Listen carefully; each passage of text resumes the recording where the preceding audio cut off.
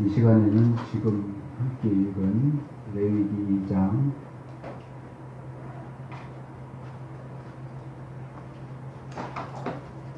1절에서 2절 말씀으로 소제를 통해서 배우는 예배에 대해서 말씀을 나누겠습니다.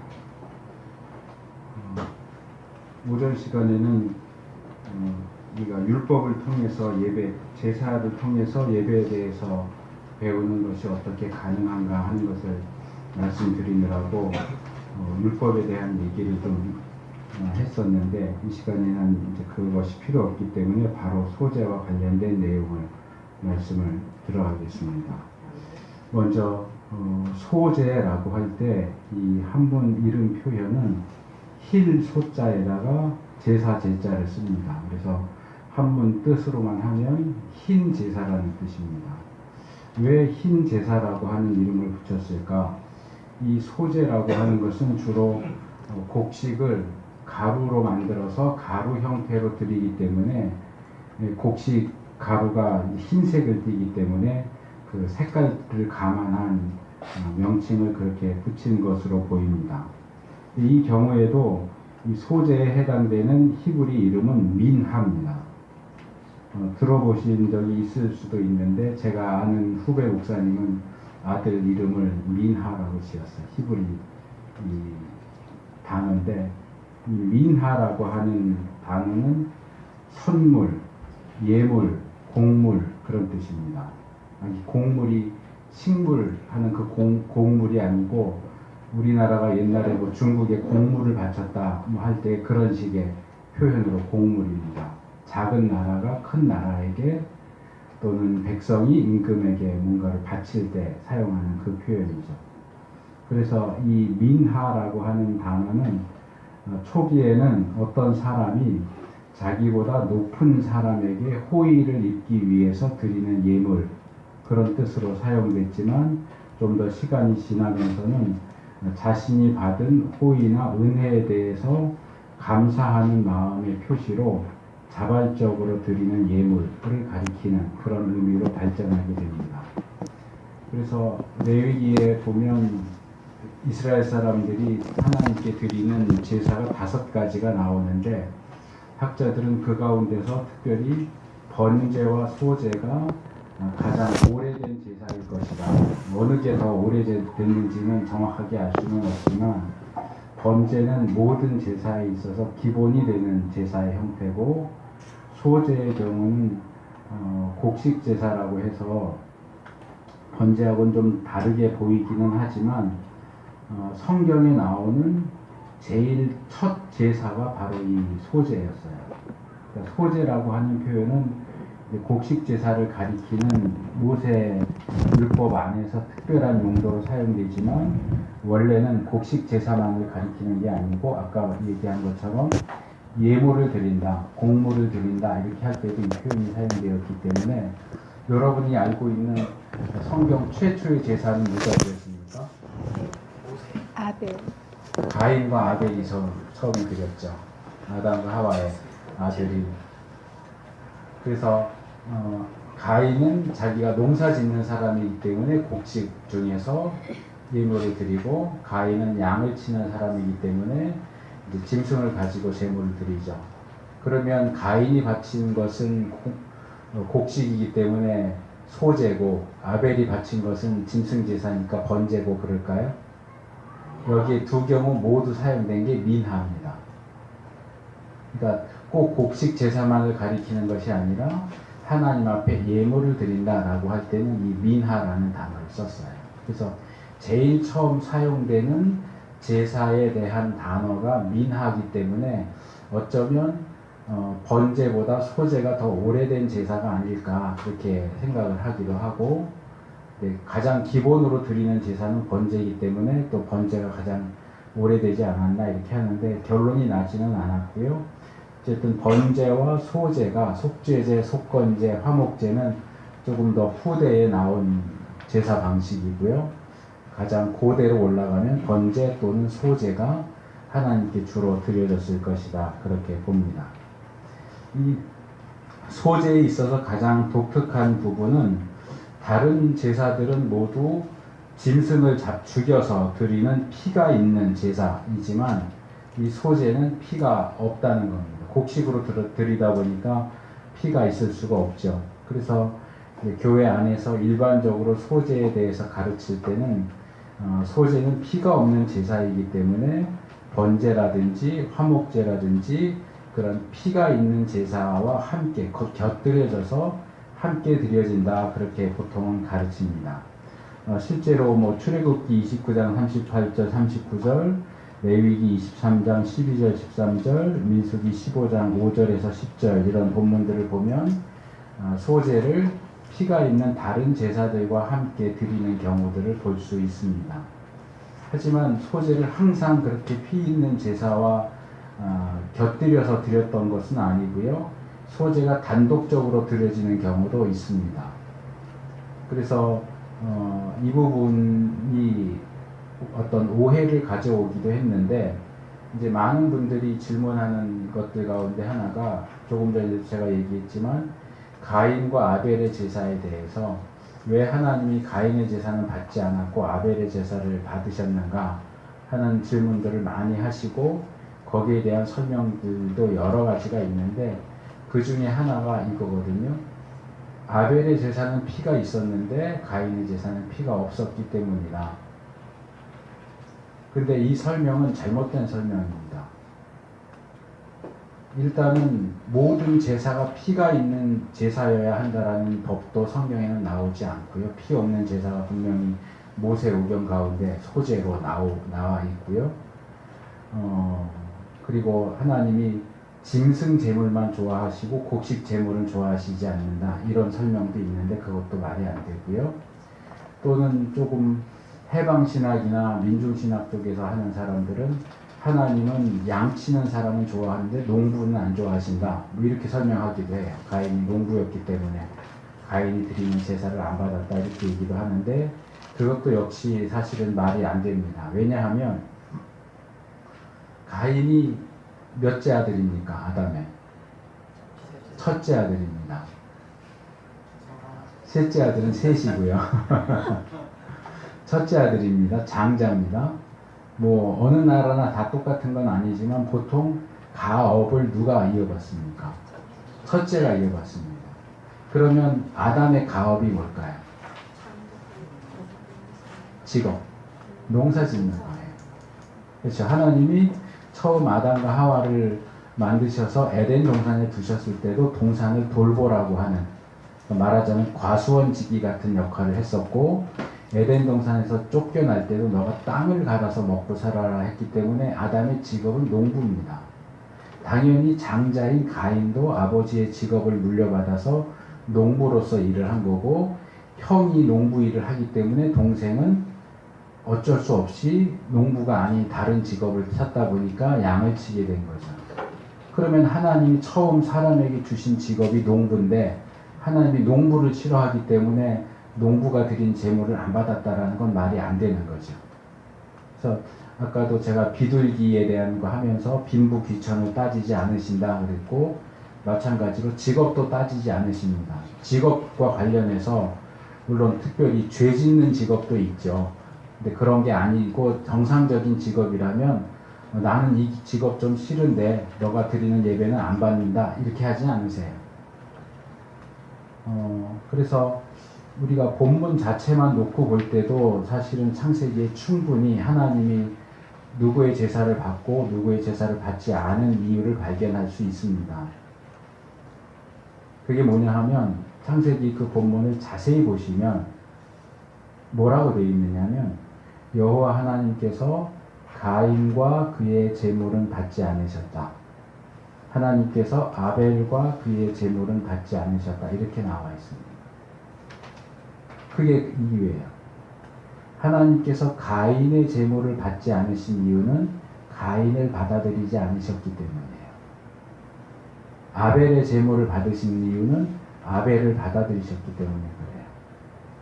그래서 우리가 그 부분을 논의할 때는 주로 그들의 제물에 어떤 차이가 있었고 누구의 제물에 무슨 문제가 있었는가를 많이 이야기하지만, 성경은 제물의 문제라기보다는 제사 드리는 사람의 문제를 따집니다.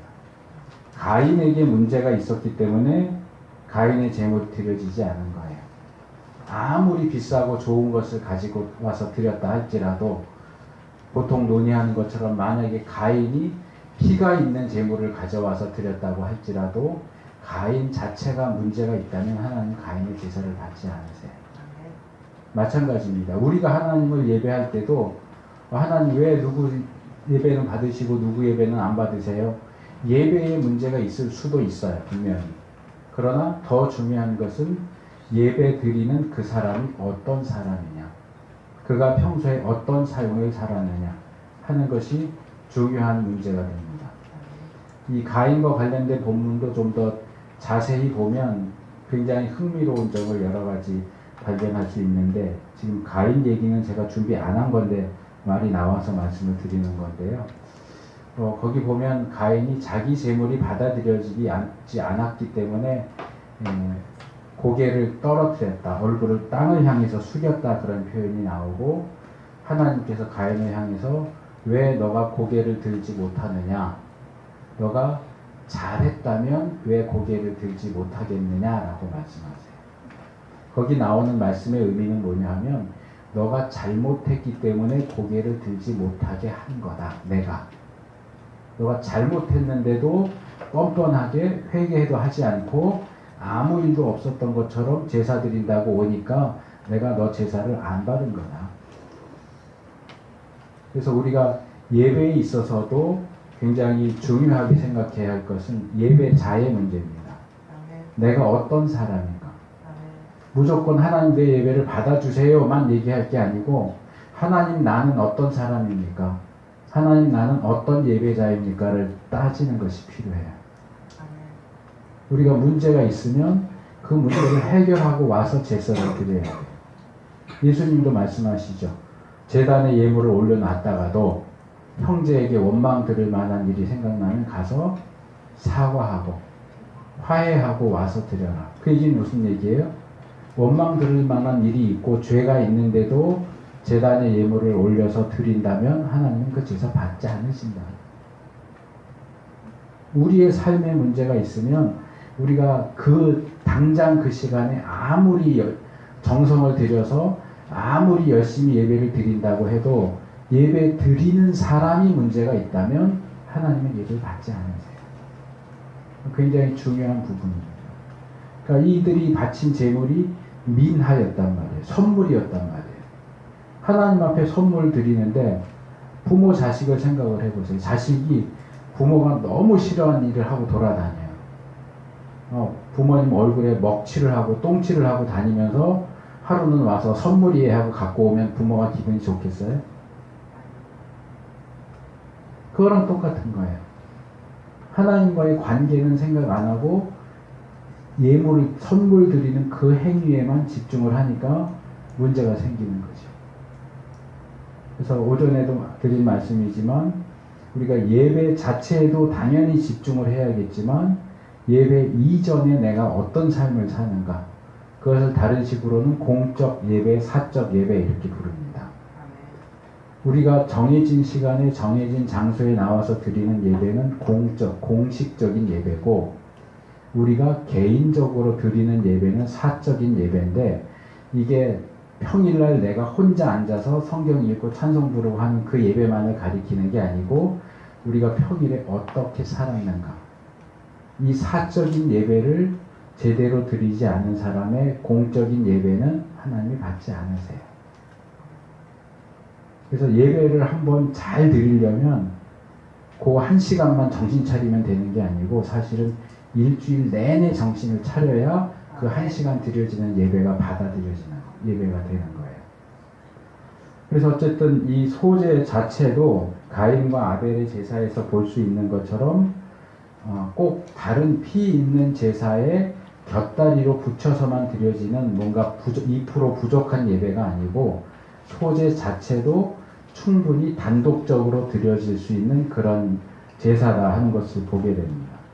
그래서 소제 단독적으로도 드려지고, 이 소제만으로도 충분히 우리가 많은 교훈을 받을 수 있는 굉장히 중요한 제사다 하는 것을 말씀을 드리고요. 명칭과 관련해서 하나를 더 말씀드린다면 아까 오전에 번제는 학자들이 올림제사 이렇게 한다고 그랬죠. 이 소제는 곡식제사 이렇게 얘기합니다. 곡식제사라고 부르지만 영어권에서는 소제를 뭐라고 부르냐면 미트 오퍼링이라고 불러요. 근데 우리가 보통 미트 하면 고기를 가리키잖아요. 고기 제사. 근데 소제는 곡식을 드리는 제사인데 왜 고기 제사, 미트 오퍼링이라고 부르느냐? 여기서 미트는 고기를 가리키는 게 아니고 음식을 가리키는 겁니다. 더 폭넓은 의미에서. 그러니까 이 소제는 뭐냐? 우리가 먹는 음식을 하나님께 바치는 제사인 거예요.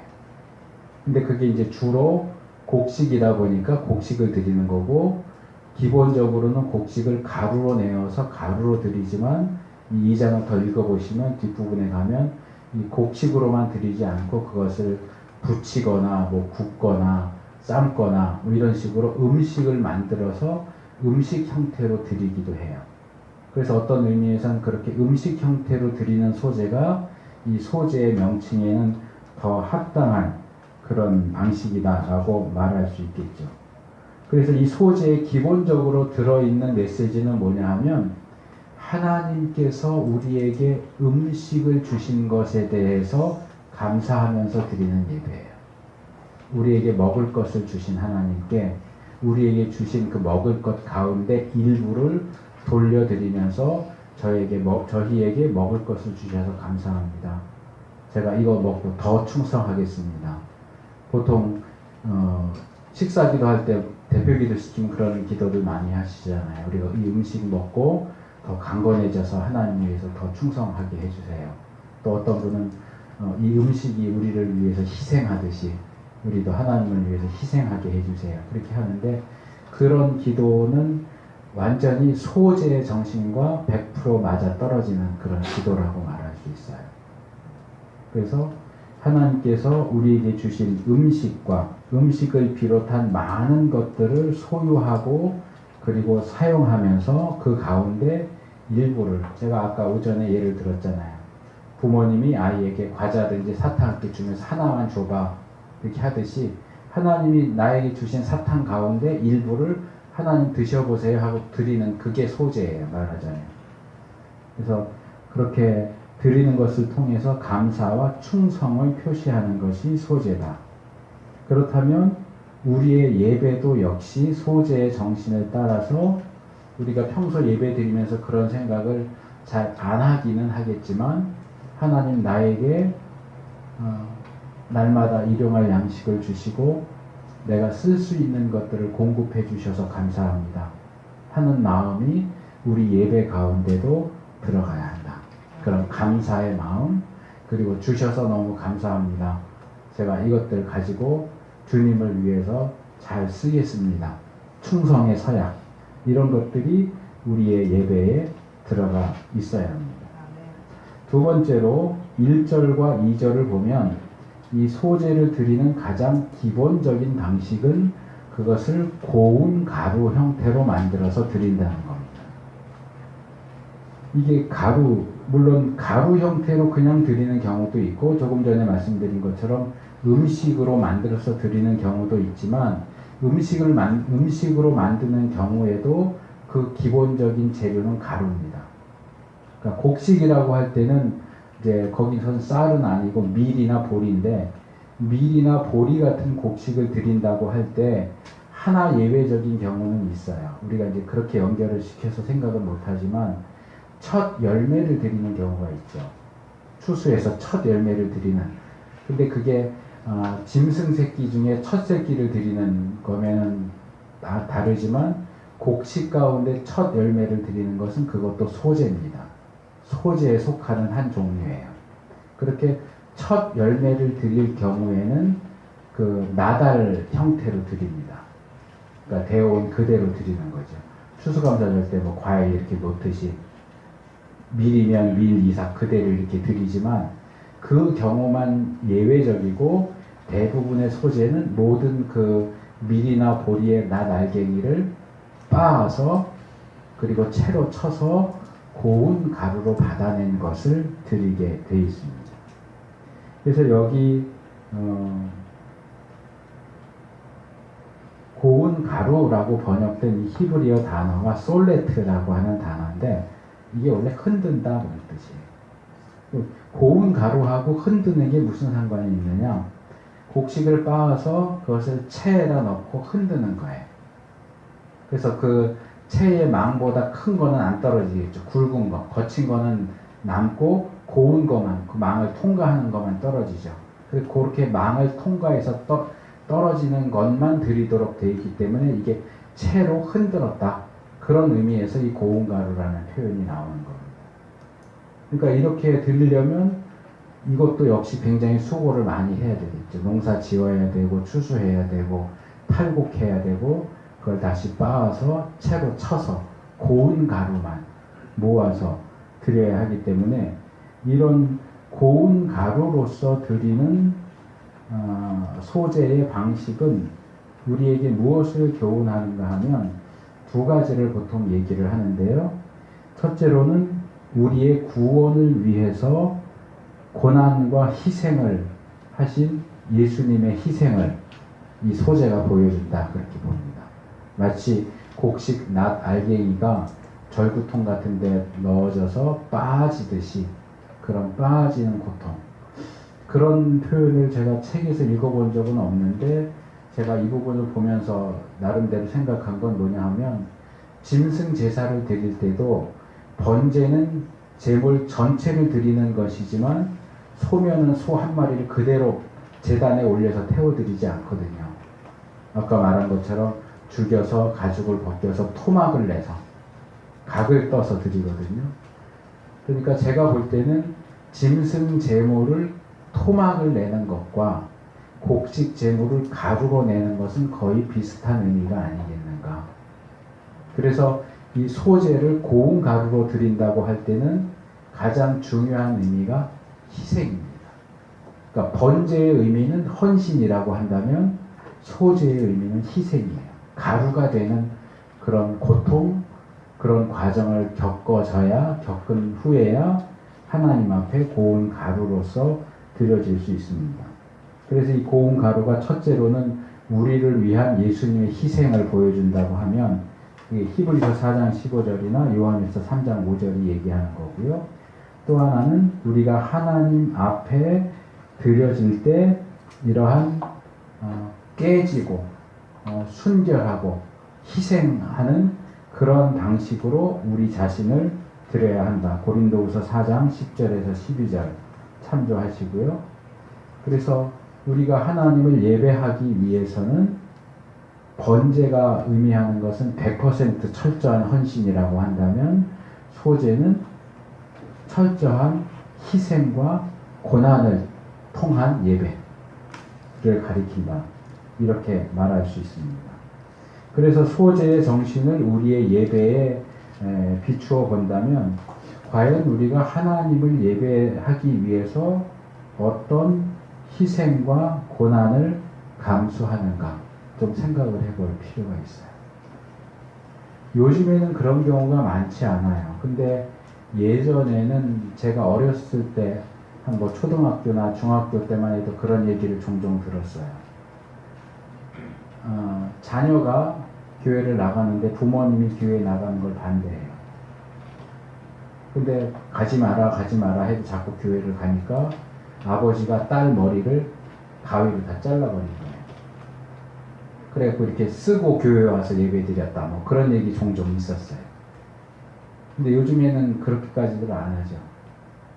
제가 예전에 신대원 다닐 때 교육전도사로 있었던 교회에서 한번 그런 일이 있었는데 남자 청년이었는데 이제 군대 제대하고서 이제 친구의 전도를 받아서 그 교회를 나오게 된 거예요. 청년부를 나오게 됐는데 정말 굉장히 신실하게 신앙생활을 했던 친구인데 하루는 집에서 쫓겨났어요.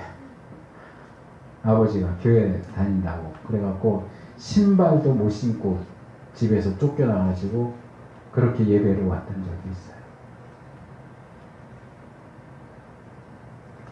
여러분들은 하나님을 예배하기 위해서 어떤 고통을 감수하고 어떤 희생을 감수하고 있습니까? 물론 그런 고통이나 희생 없이도 예배할 수 있다면 정말 감사한 일이겠죠. 그러나 고통과 희생이 있다 할지라도 그것을 감수하면서 예배하고자 하는 마음과 태도를 갖는 것이 올바른 예배자의 마음입니다. 이것과 관련해서 좀 제가 예전에 있었던 일을 좀 나누고 싶은데요. 제가 한 10년, 한 15년 전쯤에 청년부를 지도했을 때인데, 그때 제가 가르치던 청년들은 대체적으로 참 열심히 살았어요. 공부도 참 열심히 하고 또 일도 열심히 해요. 집안이 어려운 거 아닌데도 꼭 그렇게 주중에 아르바이트해서 자기들이 용돈 쓰고 이러는 친구들이 많았어요. 그래서 참 열심히 산다 이렇게 했는데 그게 문제였어요. 뭐가 문제냐? 이들은 그렇게 한 주간은 너무 열심히 살다 보니까 주말이 되고 주일이 되면 쉬고 싶은 거예요. 지쳐가지고. 교회 잘 안 나오고 빠지고 쉬느라고 빠지고. 그래서 예배에 참석하는 일들이 어려워지고 그런 모습들을 제가 보면서 그 청년들을 제가 야단을 쳤습니다.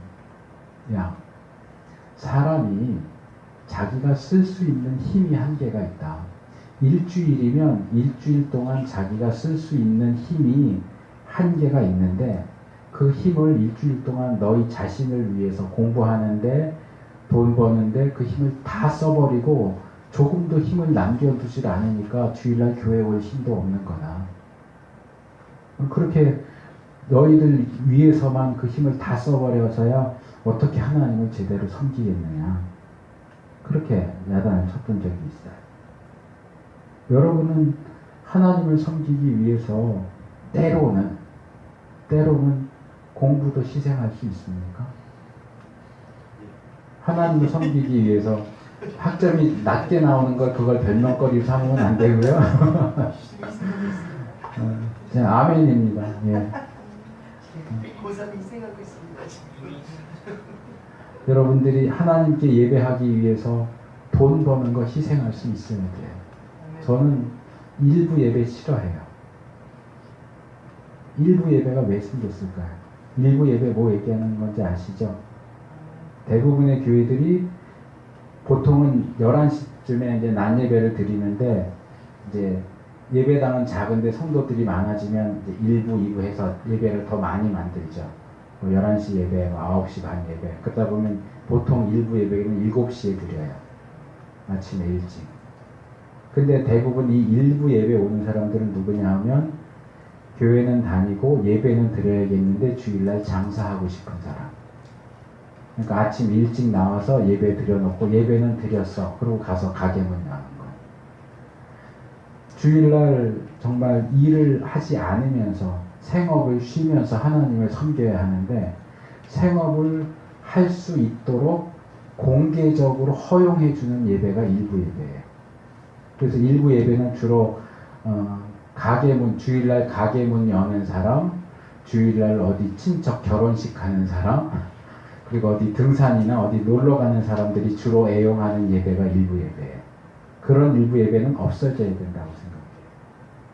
희생을 안 하는 거예요. 나 놀러 가고 싶은데 11시 예배에 거기 참석해서는 왔다 갔다 놀러 갈 수가 없어. 그러니까 교회에서 그런 사람들을 위해서 아침 일찍 예배 드리게 하니까 어쨌든 주일 지켰어 예배 드렸으니까 하고 일부 예배 드리고 자기 하고 싶은 거 다 하는 거예요. 그게 예배일까요? 저는 아니라고 생각해요.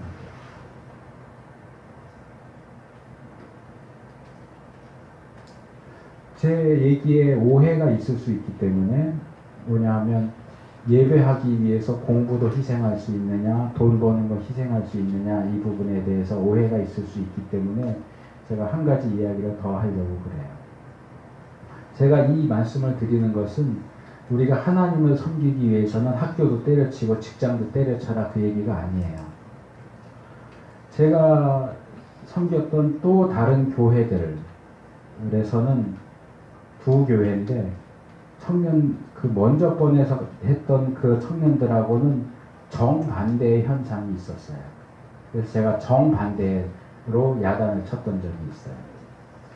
한 교회는 교회가 조금 작은 교회였는데 한 150에서 200명 정도 모이는 교회였는데 성가교회였어요. 거기는 교회 무슨 일만 있으면 청년들을 불러내요. 그러니까 일만 있으면 청년들이 나와서 해요. 그러니까 그러다 보면 가끔 학교도 빼먹고 와서 교회에서 일을 해요. 그리고 또 다른 교회에서는 여자 청년이 하나 있었는데 이 청년은 직장인인데요. 여름방학, 겨울방학 때 각 직장을 그만둬요. 사표 내고 직장 나오고요.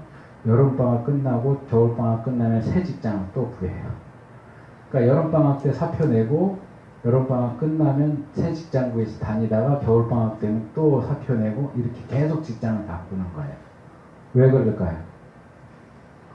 여름, 겨울에 수련회 가고 성경학교 섬기느라 부서마다 있는 거 다 쫓아다녀요.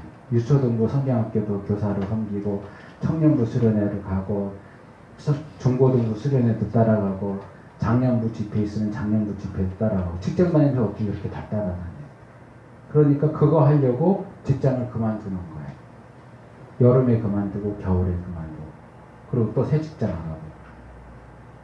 전 그거 아주 잘못된 거라고 생각해요. 목사님이 들으면 싫어할지 모르겠지만 그런 귀한 청년을 왜 야단쳐 이럴지 모르겠는데 제가 볼 땐 전혀 귀하지 않아요. 정신이 없는 거예요. 그래서 제가 먼저 번 예를 들었던 거기가 이제 가장 나중에 사역했던 교회인데 거기서는 청년들한테 니들 좀 맨날 공부만 하고 돈 번다고 아르바이트만 하지 말고 좀 교회 좀 나와 이러고 야단을 쳤고 먼저 번에 이 두 교회에서는 야 니네들 좀 교회 좀 덜 나와 이러고 야단을 쳤어요.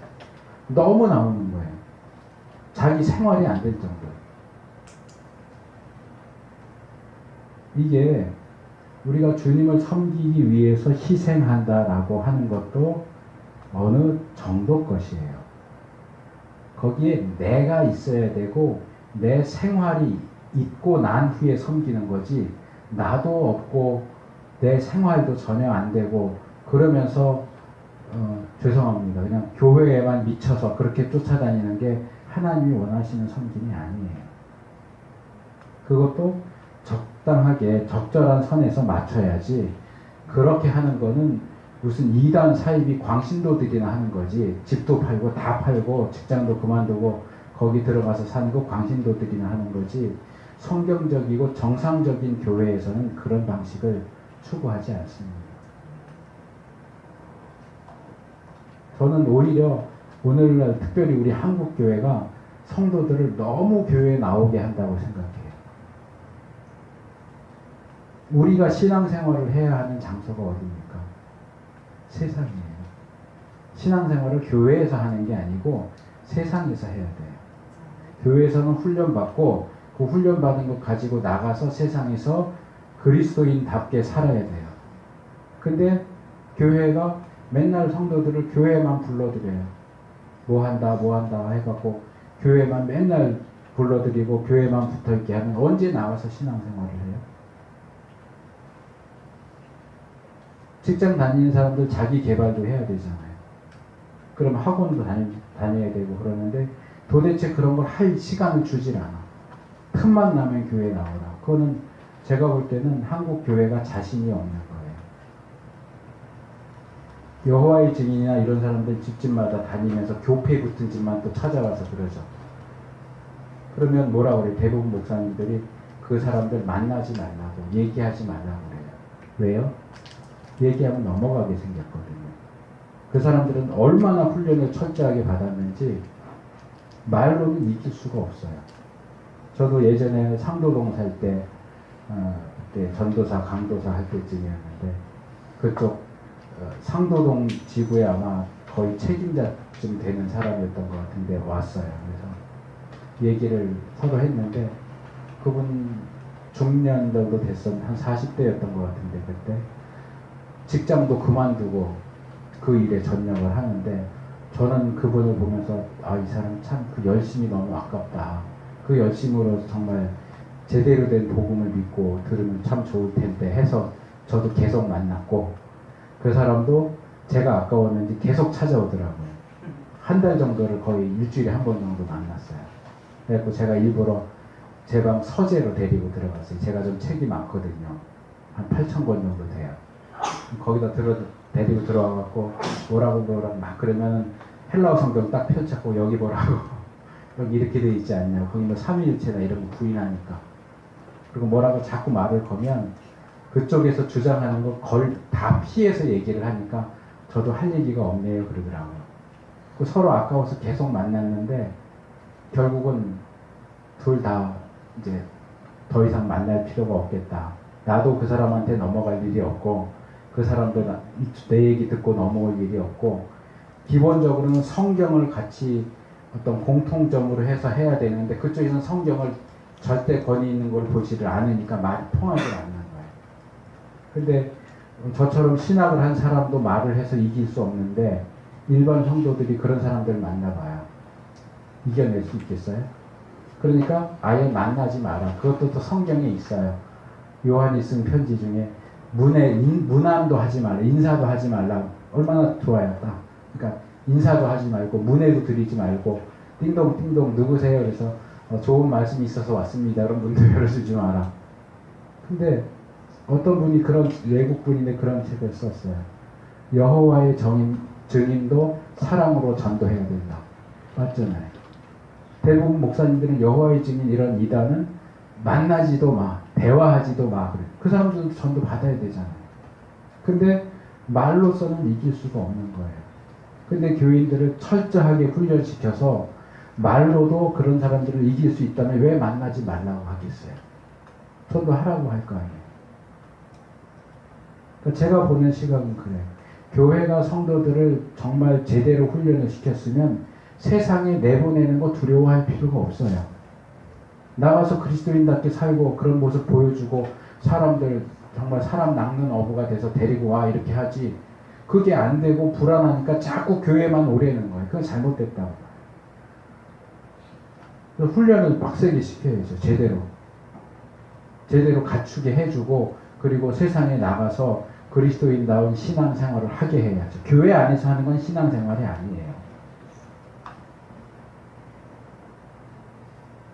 그래서 그런 부분에 있어서 우리가 이 소재의 정신에서도 배울 수 있는 것들이 있는데 우리가 희생 또는 헌신 이렇게 한다고 해서도 너무 한쪽으로 치우치지 않도록 균형을 잡는 게 필요합니다. 교회에만 너무 붙어서 사는 게 신앙이 좋은 게 아니에요. 또 자기 일 똑부러지게 한다고 공부하고 아르바이트하고 이러느라고 또 예배도 안 나오고 이러는 것도 역시 똑부러진 게 아니고 참 안타까울 때가 많아요. 참 똑똑하고 괜찮은 애인데 신앙에 관심이 없어. 자기 공부에 관심이 있고 스펙에 관심이 있고 진로에는 관심이 있는데 예배에도 관심이 없고 말씀에도 관심이 없고 기도에도 관심이 없어. 가정 형편도 좋고 그러니까 수련회 같은데 어쩌다 따라와도 다른 애들이 울고불고 기도하면 이해를 못해. 도대체 저렇게 울고불고 기도할 일이 뭐가 있지? 눈 멀뚱멀뚱 뜨고 기도의 시간에 그러고 앉아있어요. 하나님이 은혜를 주셔야 깨닫는데 자, 세 번째 기름과 유향과 소금에 대한 내용입니다. 1절, 2절 그리고 13절에 보면 하나님께 소제를 드리는 데 있어서 필수적으로 들어가야 하는 것들이 세 가지가 있습니다. 그게 기름과 유향과 소금입니다. 왜 소제물에는 기름과 유향과 소금을 넣느냐? 다른 번제나 이런 제사 드릴 때는 그냥 짐승 잡아서 피 뿌리고 고기 이렇게 드리는데 거기에 뭐 소금을 넣는다거나 이런 거 안 하는데 왜 소제는 그렇게 할까? 뭐 성경에서 설명하고 있지 않기 때문에 우리가 정확하게 알 수는 없는데 어떤 학자는 이렇게 말하기도 하더라고요. 피가 있는 제물은 피가 그 제물의 부정한 부분을 깨끗하게 하지만 소제의 경우는 피가 없기 때문에 그 제물을 깨끗하게 할 수 있는 그 피 대신 기름하고 유향하고 소금을 섞는 거다. 그래서 그 제물을 깨끗하게 하는 것이다. 이렇게 말하기도 하는데 글쎄요. 그 부분에 대해서 100% 동의할 수는 없고 어쨌든 그런 견해도 있다 하는 걸 소개를 시켜드리고, 하지만 이 기름과 유향과 소금을 더하는 것은 분명히 이유가 있고 목적이 있습니다. 그러니까 왜 더하느냐보다는 이 더하는 것이 무슨 의미가 있느냐 하는 부분은 우리가 분명하게 알 수 있어요. 첫째로 고운 가루를 요리해서 드리는 경우에 그 요리된 것에 기름을 붓게 되어 있고요. 요리하지 않고 그냥 고운 가루로만 드리는 경우에는 거기에 기름을 붓도록 되어 있어요. 여기서 말하는 기름은 올리브유입니다. 감람기름입니다. 그러니까 대부분 성경에서 기름 그러면 올리브, 감람기름이에요. 아까 짐승제물과 관련해서 기름 할 때는 지방 부분이고, 일반적으로 말하는 기름은 올리브유입니다. 이 기름의 경우는 항상 그런 것은 아니지만 대부분의 경우 성경에서는 영적으로 성령을 가리킵니다. 그렇기 때문에 이걸 왜 이게 기름이 성령인지를 따지면 시간이 너무 길어져서 제가 그냥 결론적으로만 말씀을 드렸어요. 그래서 이것이 의미하는 것은 고운 가루는 뭘 의미한다고요? 희생이요. 나달갱이가 빠져서 가루가 되기 위해서는 희생을 의미하는 거라고 한다면, 우리가 희생해서 하나님을 섬긴다고 할 때는 그것만으로는 충분하지 않고 거기 반드시 기름이 같이 있어야 돼요. 성령의 역사가 같이 있어야 됩니다. 그래서 우리가 하나님을 섬기는 데 있어서 열심을 낸다 이렇게 할 때에도 내 열심만 가지고 하면 안 돼요. 하나님께서 모세를 부르실 때 어디서 부르셨습니까? 네, 가시떨기나무 불꽃 가운데서 부르셨죠. 양을 칠 때 시내산 그 기슭에 떨기나무, 그러니까 쌀이나무 같은 건데 거기 불이 붙었어요. 그래서 저게 뭐지? 봤는데 나무에 불이 붙었으면 어느 정도 타다가 꺼져야 되는데 계속 나무가 타요. 나무는 안 없어지고 불은 계속 타고 참 신기하다 하고 가는데 하나님 거기서 모세를 부르시죠. 많은 학자들 그리고 목사님들이 왜 하나님께서 떨기나무 불꽃 가운데서 모세에게 나타나셨을까를 질문을 던집니다. 과연 이 떨기나무 불꽃이 무엇을 의미하는가? 여러 가지 해석들이 있는데 제가 선호하는 해석 하나만 소개를 해드리면, 지금 제가 말씀드리는 거랑 연결이 되기 때문에 소개를 하는 거예요. 40년 전에 그 떨기나무 불꽃 가운데서 하나님을 만나기 40년 전에 모세가 한번 떨치고 일어났던 적이 있어요. 내가 내 민족을 구원해야 되겠다. 나밖에는 할 사람이 없어. 다 노예고 자기만 왕자로 있으니까. 그래서 뭔가 구원자로서의 역할을 하려고 하다가 일이 실패해서 쫓겨나죠. 도망치고 광야에서 양치기 하면서 40년이 지나요.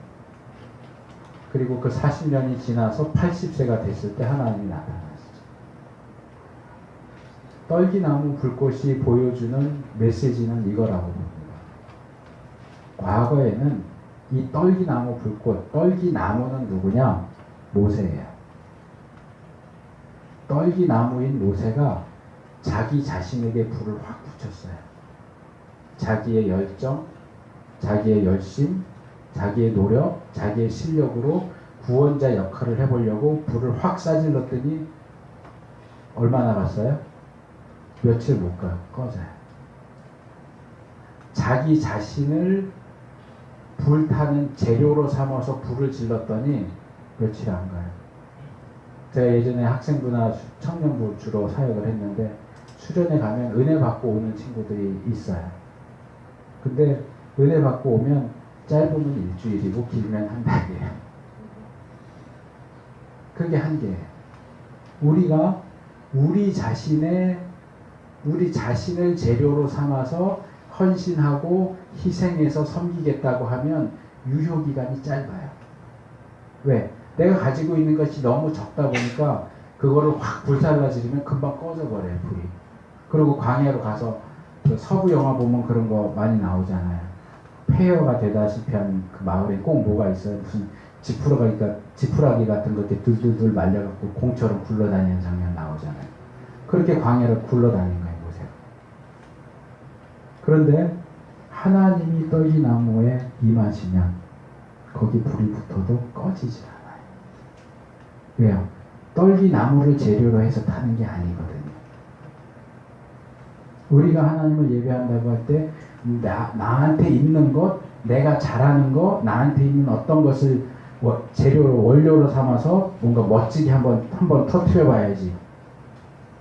그러다 터져 죽는 수가 있어요.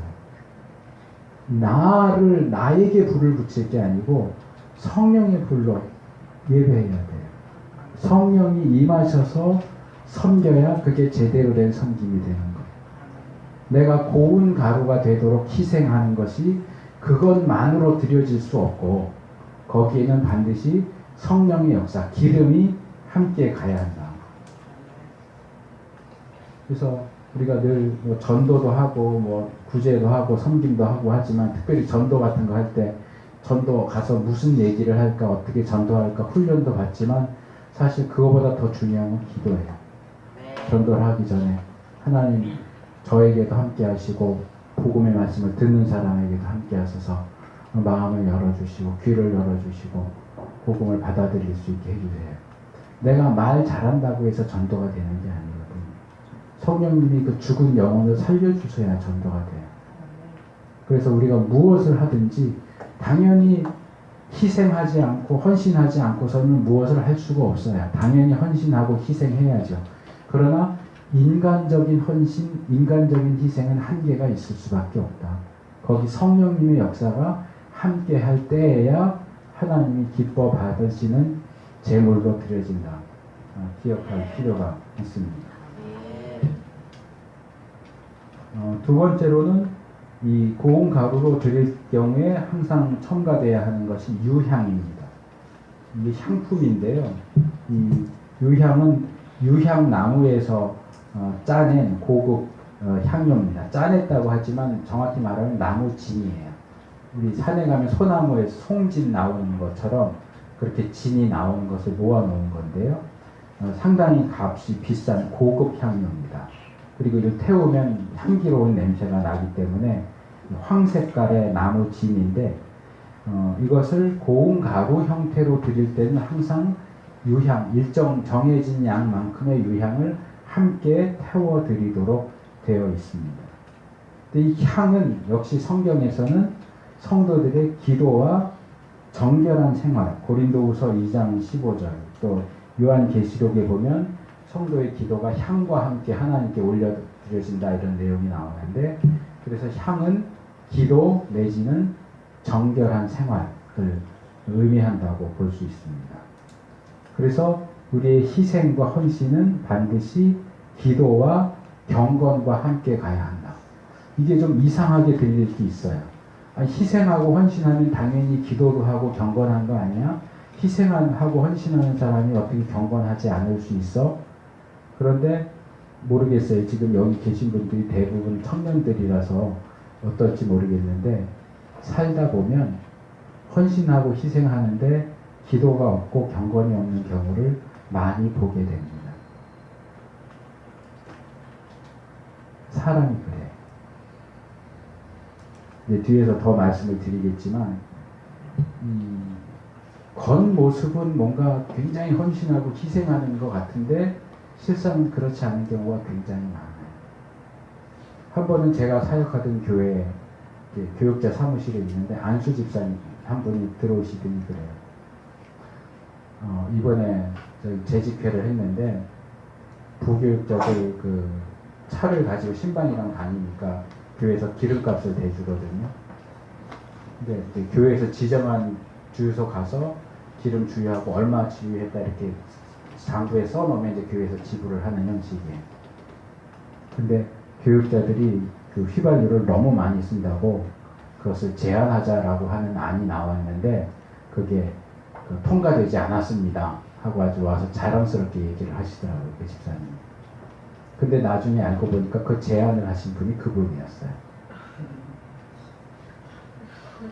그분이 부교육자들 휘발유 좀 덜 쓰게, 조금만 쓰게 합시다 제안을 해놓고 그게 부결되니까 자기가 부결시킨 것처럼 자기가 그 제안했단 말은 안 하고 그거 부결됐습니다. 아주 자랑스럽게 얘기하더라. 그거 몰랐으면 아 참 저분 고맙다 그랬을 거 아니에요. 별의별 사람들이 많아요. 교회 안에. 경건의 모습, 희생하는 모습 보여주는 것 같은데 그렇지 않은 분들이 참 많아요. 또 제가 파트타임으로 있다가 이제 전임으로 하면서 교구를 맡게 됐는데 제 앞에서 그 교구를 맡았던 분이 이제 개척을 하게 돼서 나갔거든요. 그리고 어느 성도 신방을 했더니 너무너무 아쉬워하는 거예요. 그 목사님이 가신 거에 대해서. 너무너무 아쉬워하시면서 뭐라고 얘기하냐면 명절 때 되면 쌀도 갖다 주고 돈도 갖다 주고 그 목사님이 그랬는데 가시게 돼서 너무 안 됐다고 그랬어요. 그 교회에서 주는 거거든요. 교회에서 어려운 분들 명단 파악해서 명절 되면은 뭐 쌀도 뭐 한 푸대씩 보내고 이렇게 하는데 아마도 그 목사님은 교회에서 준다는 말을 안 한 것 같아요. 교회에서 주는 거 심부름하면서 왜 자기가 주는 것처럼 해요. 의외로 그런 경우들이 참 많아요. 헌신한다, 희생한다 그러는데 기도하지 않고 경건 없이 뭔가 다른 의도를 가지고 다른 목적을 가지고 하는 사람들이 많아요. 모르는 사람을 보면 저 사람 진짜 헌신한다, 희생한다 이러겠죠. 근데 사람 눈은 속여도 하나님은 속일 수가 없잖아요. 우리가 사람한테 희생하고 사람한테 헌신하는 게 아니고 하나님한테 하는 거라고 한다면 그런 얕은 수를 쓰면 안 되는 거예요. 헌신하고 기왕에 헌신하고 희생하는 건데 기도와 경건이 함께 가야 그게 제대로 된 헌신과 희생이 되는 겁니다. 세 번째로 모든 소재물에는 반드시 소금을 쳐야 된다 이렇게 되어 있습니다. 이 소금을 치는 이유는 제가 이제 바로 뒤에 말씀드리겠지만 지금은 제가 소재물에 반드시 들어가야 하는 것으로서 기름과 유향과 소금을 얘기하는데 이제 조금 있다가는 소재물에 들어가면 안 되는 것 두 가지가 있어요. 누룩하고 꿀이 있어요. 그건 절대로 같이 드리면 안 돼요. 근데 누룩과 꿀이 금지된 것과 소금이 반드시 드려져야 한다는 것은 비슷한 이유입니다. 누룩과 꿀이 금지된 것은 이게 누룩이 하는 역할이 뭐죠? 부풀리는 거죠. 발효시키는 거죠. 부풀리고 발효시킨다는 것은 우리가 긍정적으로 표현을 한 거고 그걸 부정적으로 표현하는 거예요. 썩게 하는 거예요. 썩히는 거예요. 그래서 이 썩힌다라고 할 때는 그것이 죄의 특성하고 같아요. 죄는 썩게 만들어요. 그렇기 때문에 이 누룩과 꿀은 죄를 상징해요. 그래서 소재물에 드리지 못하게 하는데 소금은 반대로 썩는 것을 막아주죠. 변하지 않게 해줘요. 소금은 정결하게 하고 소독하는 그런 것도 있죠. 정결하게 하고 보존시켜주고 한다라는 그런 상징적인 의미를 가지기 때문에 소금을 소재물에 넣도록 합니다. 이것은 성경에만 나오는 게 아니고 고대에는 중요한 계약을 할 때에는 밥을 같이 먹습니다.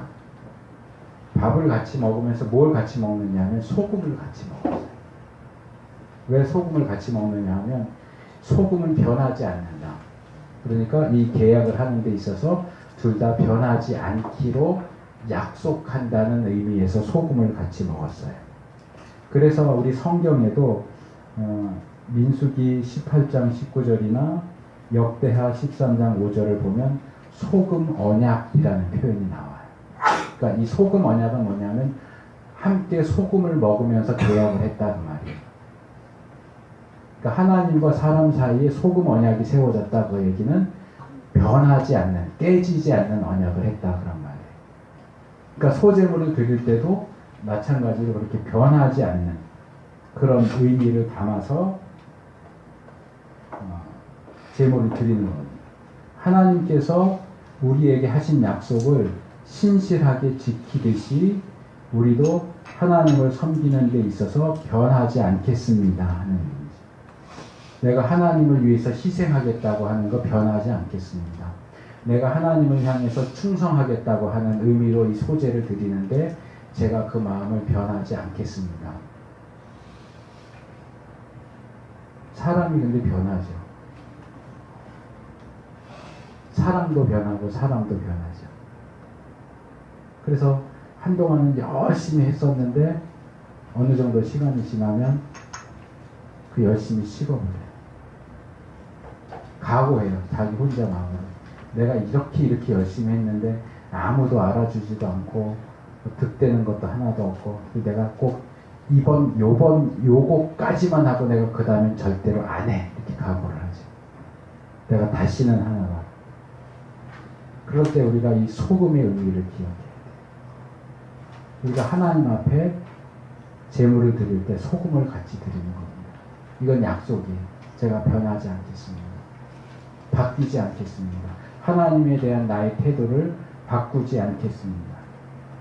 오늘까지만 하고 내일부터는 절대로 안 해. 이렇게 안 하겠습니다. 내가 바뀌지 않으면서 하나님도 저에게 신실하게 하십시오 라고 할 수 있지. 나는 조석으로 바뀌면서 하나님 왜 약속해놓고 안 해요? 왜 하나님 신실하게 안 해요? 그렇게 말할 자격이 없잖아요. 그 다음에 네 번째로 기념물과 남은 것에 대해서 말씀을 드리겠습니다. 2절 3절에 나오는데요. 가루 상태의 소제물을 드릴 때 고운 가루에 기름을 섞고 또 향을 거기다 올려서 태우게 되어 있는데 이 소제물을 가져올 때는 어느 정도 되는 양을 가져올 거예요. 그런데 어느 정도를 가져오느냐와 상관없이 소제물을 가져오면 항상 하나님 앞에 드리는 양은 똑같아요. 한 줌이라고 되어 있어요. 상대방에 한 줌인데 한 줌 하면 우리가 머릿속으로 생각할 때 이렇게 곡식 가루가 밀가루가 있다 그러면 한 줌 하면 이렇게 한 손으로 이렇게 줍잖아요. 이렇게 한 줌이 아니고요. 손등을 위로 하는 줌이 아니고 손바닥을 위로 해갖고 삽으로 푸듯이 이렇게 푸는 거예요. 이렇게 펴서 이 손바닥에 한가득 이렇게 퍼갖고 요 한 줌을 하나님 앞에 드리도록 되어 있습니다. 그래서 소재에 기름을 붓고 그걸 한 줌을 이렇게 퍼서 요 한 줌 위에다가 유향을 얹어서 태워서 드리는 거예요. 그래서 그렇게 해서 이렇게 한 줌만 하나님 앞에 태워 드리는데 이렇게 태워 드리는 한 줌의 소재물을 기념물이라고 부릅니다. 기념물. 아즈카라라고 하는 건데 기억한다 그런 뜻이에요. 그래서 이 하나님 앞에 실제로 드려지는 소재를 뭐 한 가마니를 가져와도 하나님 앞에 드리는 건 그 한 줌이에요. 이 한 줌을 하나님이 기억하는 것 또는 기억하는 것 이렇게 얘기하는데 이것을 기억하는 것이라고 이야기하는 것은 두 가지 의미 정도가 있어요. 하나는 우리 인간 편에서 하나님께서 우리에게 주신 은혜를 기억하겠습니다. 그런 뜻이에요. 이 소재는 기본적으로 음식 제사라고 그랬잖아요. 하나님이 우리에게 양식 주신 거 기억하겠습니다. 잊지 않고 기억하고 감사하고 충성을 사역합니다. 그런 의미에서 이 기념물을 하나님 앞에 드리는 거고요.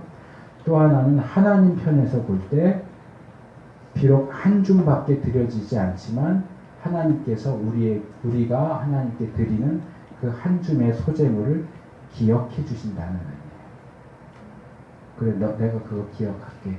너가 그거 나한테 바친 거 기억할게. 뭐 그 한 줌 바치면서 그걸 기억해 달라 그러냐? 그러지 않으세요. 그게 한 줌밖에 안 되지만 그것을 하나님이 기억하세요. 이 한 줌은 철저히 100% 하나님의 몫이에요. 그래서 기념의 몫이라고도 하고 여호와의 목 이렇게도 하고 기억의 목, 기념의 목 이런 식의 명칭으로도 불립니다. 그래서 우리가 하나님 앞에 드리는 예배가 하나님이 기억하실 만한 것이 되는가 한번 적용해 볼 필요도 있어요. 혹시라도 제가 이 청년분들은 모르겠지만 제가 우리 사모님한테 여지까지 살아오시면서 기억나시는 예배 있으세요? 그러면 아마 있다고 하실 것 같아요. 근데 그게 몇 번이나 될지 모르겠어요. 몇 번 정도 되시는 것 같아요. 기억에 남는 예배. 안 세봤다는 얘기는 많아서 못 세겠다는 얘기예요. 적어서 안 세봤다는 거예요. 대부분 기억할 만한, 기억에 남는 이런 표현을 쓸 때는 사실은 다수가 아니라 소수라는 의미로 쓰거든요. 그러니까 몇 번 안 되는 거예요. 평생을 살면서도 내 기억에 딱 남는, 그러니까 뭐 예를 들어서 이제까지 살면서 내가 기억에 남는 사람이 있다. 몇 명이나 되겠어요. 저도 기억에 남는 사람이 몇 명 있는데 그 중에 한 분이 제가 마포에 있는 교회 전도사 할 때 그 연세 좀 드신 여자 집사님이 있으셔요. 그때 제가 그 교회에 가서 결혼하고 첫 아이를 낳았을 텐데 그 여집사님이 키도 이름도 기억해. 그게 91년도였거든요. 91년도, 92년도였는데 구영애 집사님이에요. 구성애랑 비슷하죠. 이름이. 구영애 집사님이라고 키도 조그마지시고 꼬부라지신 분인데 그분이 하루는 저한테 예배 끝나고 뭘 주시더라고요.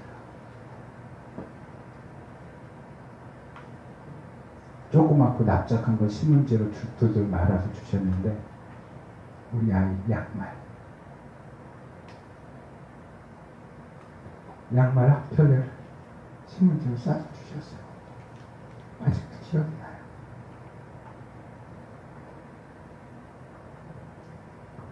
또 저희 교회 성도에 있었던 분인데 돌아가신 여집사님인데 제가 THM 과정 졸업할 때 오셨어요. 오지 않으셔도 된다고 했는데 오셔서 봉투를 주셨어요. 근데 제가 그거 아직도 기억해요.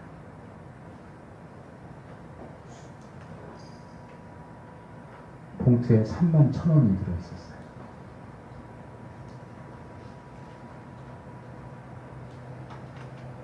만원짜리 2장. 1,000원짜리 11장. 왜 31,000원일까? 3만원 맞춰서 주시려고 했는데 장수를 잘못 세신 것 같아. 31,000원. 그거 아직도 제가 갖고 있어요. 폰트째. 우리가 인생을 살면서 그런 사람들을 기억하게 되죠.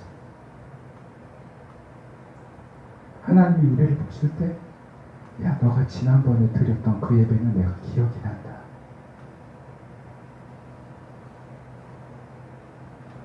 우리가 생각할 때도, 그래, 그때 언제 어디서 드렸던 그 예배는 내가 아직도 기억이 나. 그런 예배를 드릴 수 있어야 된다.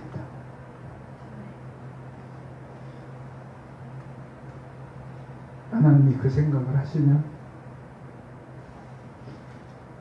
가슴이 벅차고 기쁨이 넘치고 스바냐서 있는 것처럼 기쁨을 이기지 못하신 그런 예배가 하나님 앞에 드려져야 돼요.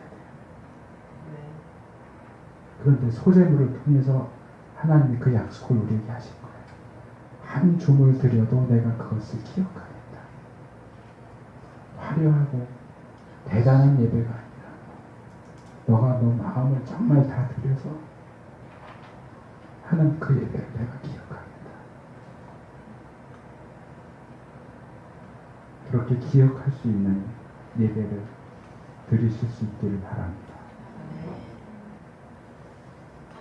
그렇게 소재물 가운데 일부분만 드리는 이유가 뭘까요? 그러면 그렇게 드려진 일부분을 제외한 나머지는 어떻게 될까요? 그 나머지 부분은 제사장과 그 가족들의 식량으로 주어집니다.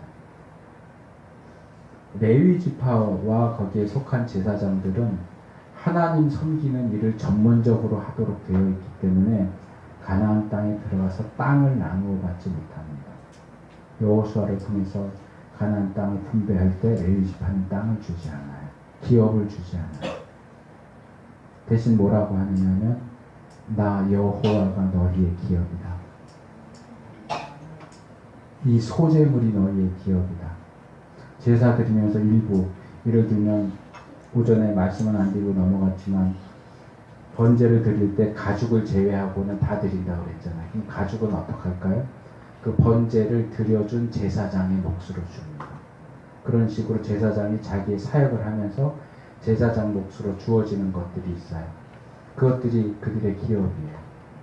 그래서 소제물의 경우는 늘 한 줌, 대표로 한 줌만 드리고 나머지는 다 제사장과 그 가족들이 먹을 수 있도록 하십니다. 그러니까 말하자면 이 소제물은 전체가 다 하나님께 드려지는 예물인데 하나님은 그 중에 맛배기로 일부만 받으시고 나머지는 도로 제사장들에게, 제사장 가족에게 되돌려 주시는 거예요. 하사품인 거예요. 그래서 이 소제물 가운데 나머지 부분을 성경은 뭐라고 부르냐 하면 거룩한 것이라고 해요. 성물이라고 해요. 왜? 하나님께 드려졌다 나온 거기 때문에 하나님 몫인데 그걸 제사장을 주시는 거예요. 제가 생각한 표현으로 말하자면 하나님이 하나님 밥을 제사장들하고 나눠 드시는 거예요. 그러니까 제사장, 레위인들은 하나님하고 식구예요. 하나님 드세요 하고 드린 건데 하나님 거기서 일부만 드시고 나머지는 야 니들이 먹어 하고 제사장과 레위인들에게 주시는 거예요. 여기서 우리가 생각할 수 있는 것은 바울이 고린도전서 9장 14절에서 이와 같이 주께서도 복음 전하는 자들이 복음으로 말미암아 살리라 말하셨느니라 이렇게 얘기하죠. 그러니까 하나님을 섬기는 사역자들이 교회에서 성도들을 통해서 생활할 수 있는 것을 공급받는 것이 그게 하나님이 정하신 원칙이다. 구약의 원칙이고 그리고 신약의 원칙이다. 이렇게 얘기를 하죠. 그래서 오늘날 교회가 그 교회에서 사역하는 교역자들의 생계 문제를 책임져 주는 것은 그것이 하나님이 원하시는 뜻이다. 근데 교회가 워낙 많고 어려우니까 이제 목사님들이 투잡을 하는 경우도 있고 뭐 그렇긴 한데 어느 정도 교회가 잡혀진다면, 깃털이 잡혔다면 생활을 책임져 주는 게 그게 교회의 의무예요. 그래서 하나님을 예배하는데 성도들은 교회 와서 은혜롭게 예배를 드리는데 목사님은 생활비가 없어서 쌀이 없어서 굶는다. 그러면 그 예배 하나님 기뻐하시지 않아요.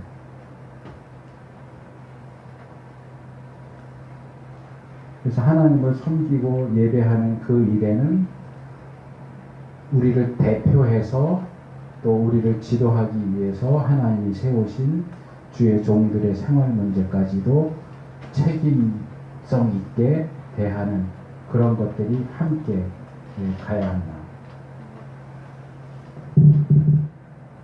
하나님께서 이 레위 지파와 제사장들의 그 양식을 하나님 자신이 내가 너희의 기업이다 이렇게 하시지만 하나님께서 그들에게 무슨 먹을 음식이나 고기를 하늘에서 뚝 떨어뜨려 주시는 게 아니고 성도들의 손을 통해서 공급하시거든요. 이 성막, 제사 제도를 통해서 그들에게 양식이 주어지도록 그렇게 계획을 하셨기 때문에 성도들이 그걸 외면하면 교역자들은 굶을 수밖에 없어요. 실제로 구약성경에 보면 그런 케이스들이 많이 있죠. 사사시대나 느헤미야 시대에 보면 사람들이 예물을 드리지 않으니까 제사장들, 레위인들이 먹고 살 수가 없으니까 떠나는 거예요. 떠돌아다녀요. 거기에 대해서 느헤미야가 아주 책망을 하면서 이 곳간 안에 들여놓으라고 해요. 말라기의 11조와 헌물에 관련해서 창고 안에 쌓아두라라는 말씀도 사실은 그런 측면이 있는 거예요. 그게 거기 있어서 하나님을 섬기는 일을 하는 사람들의 생활을 할 수 있도록 해줘야 되는데 그게 텅텅 비니까 굶을 수밖에 없고 굶어서 죽을 수는 없으니까 딴 일 하러 떠돌아다니는 그런 일이 있어서는 안 됩니다. 그래서 우리가 하나님께 예배하는 그 일은 예배하는 것만이 아니라 우리가 하나님을 섬기는 그 일에 돕는 역할을 하는 주님이 세우신 종들을 보살피고 책임져주는 그런 것까지도 역시 포함되어 있어야 한다. 자, 다섯 번째로 소제는 가루 형태로만 드리는 것이 아니라 음식으로 만들어서 바치기도 합니다. 여기에는 세 종류가 있는데요. 하나는 우리 성경에 화덕이라고 되어 있는데 이것은 진흙으로 만든 큰 가마 같은 겁니다. 소뚜껑 같은 모습을 떠올리시면 될 것 같아요. 그래서 그것을 놓고 불을 떼서 이 가마가 뜨거워지면 거기다 이렇게 밀가루 반죽 같은 거보다 이렇게 붙여가지고 조금 두껍게 구우면 빵처럼 되는 거고 얇게 구우면 과자같이 되는 거고 그래서 이제 구워서 빵이나 과자처럼 만들어서 드리는 경우 그 다음에 번철이라고 되어 있는데 이건 쇠로 만든 큰 냄비나 프라이팬 같은 거예요. 거기다가 번철에 붙인 것, 그러니까 우리 음식 가운데 부침개하고 아주 비슷한 형태의 음식이에요. 부침개처럼 만든 것, 그 다음에 솥에 삶은 것 그랬는데 이것은 물에 삶는 걸 얘기하는 건지 기름에 튀긴 것을 얘기하는 건지 학자들도 아직 결론을 못 내렸어요. 튀긴 것일 가능성이 높지 않을까 생각이 들어요. 제 생각에. 그래서 빵이나 과자 같은 형태, 부침개 형태 또는 튀김 같은 형태 그렇게 해서도 드리기도 합니다.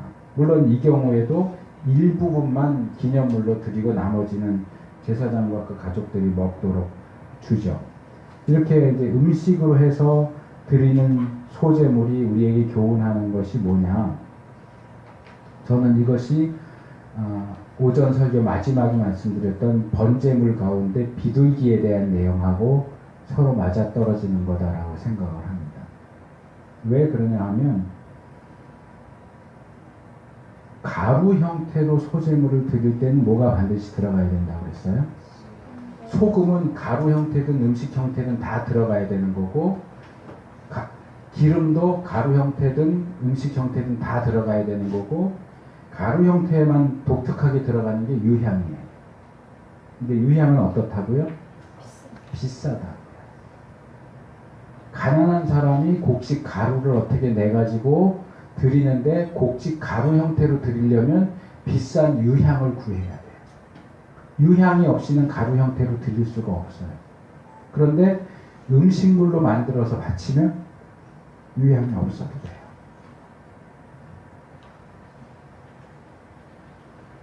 그래서 이것은 아마도 어려운 사람들이 소나 양을 드릴 수 없으면 비둘기를 드려라 한 것처럼 가루 형태로 드리려면 반드시 비싼 유향을 첨가해야 하기 때문에 유향을 사서 첨가할 만큼 경제적인 여유가 없는 사람들이 그래도 소제물, 음식 제사를 드리고 싶으면 드릴 수 있도록 해주기 위해서 음식물 형태로 드리게 한 것이 아닐까 그렇게 생각이 듭니다. 그래서 가진 것이 별로 없다고 해서 하나님께 드릴 수 없는 것은 아니다.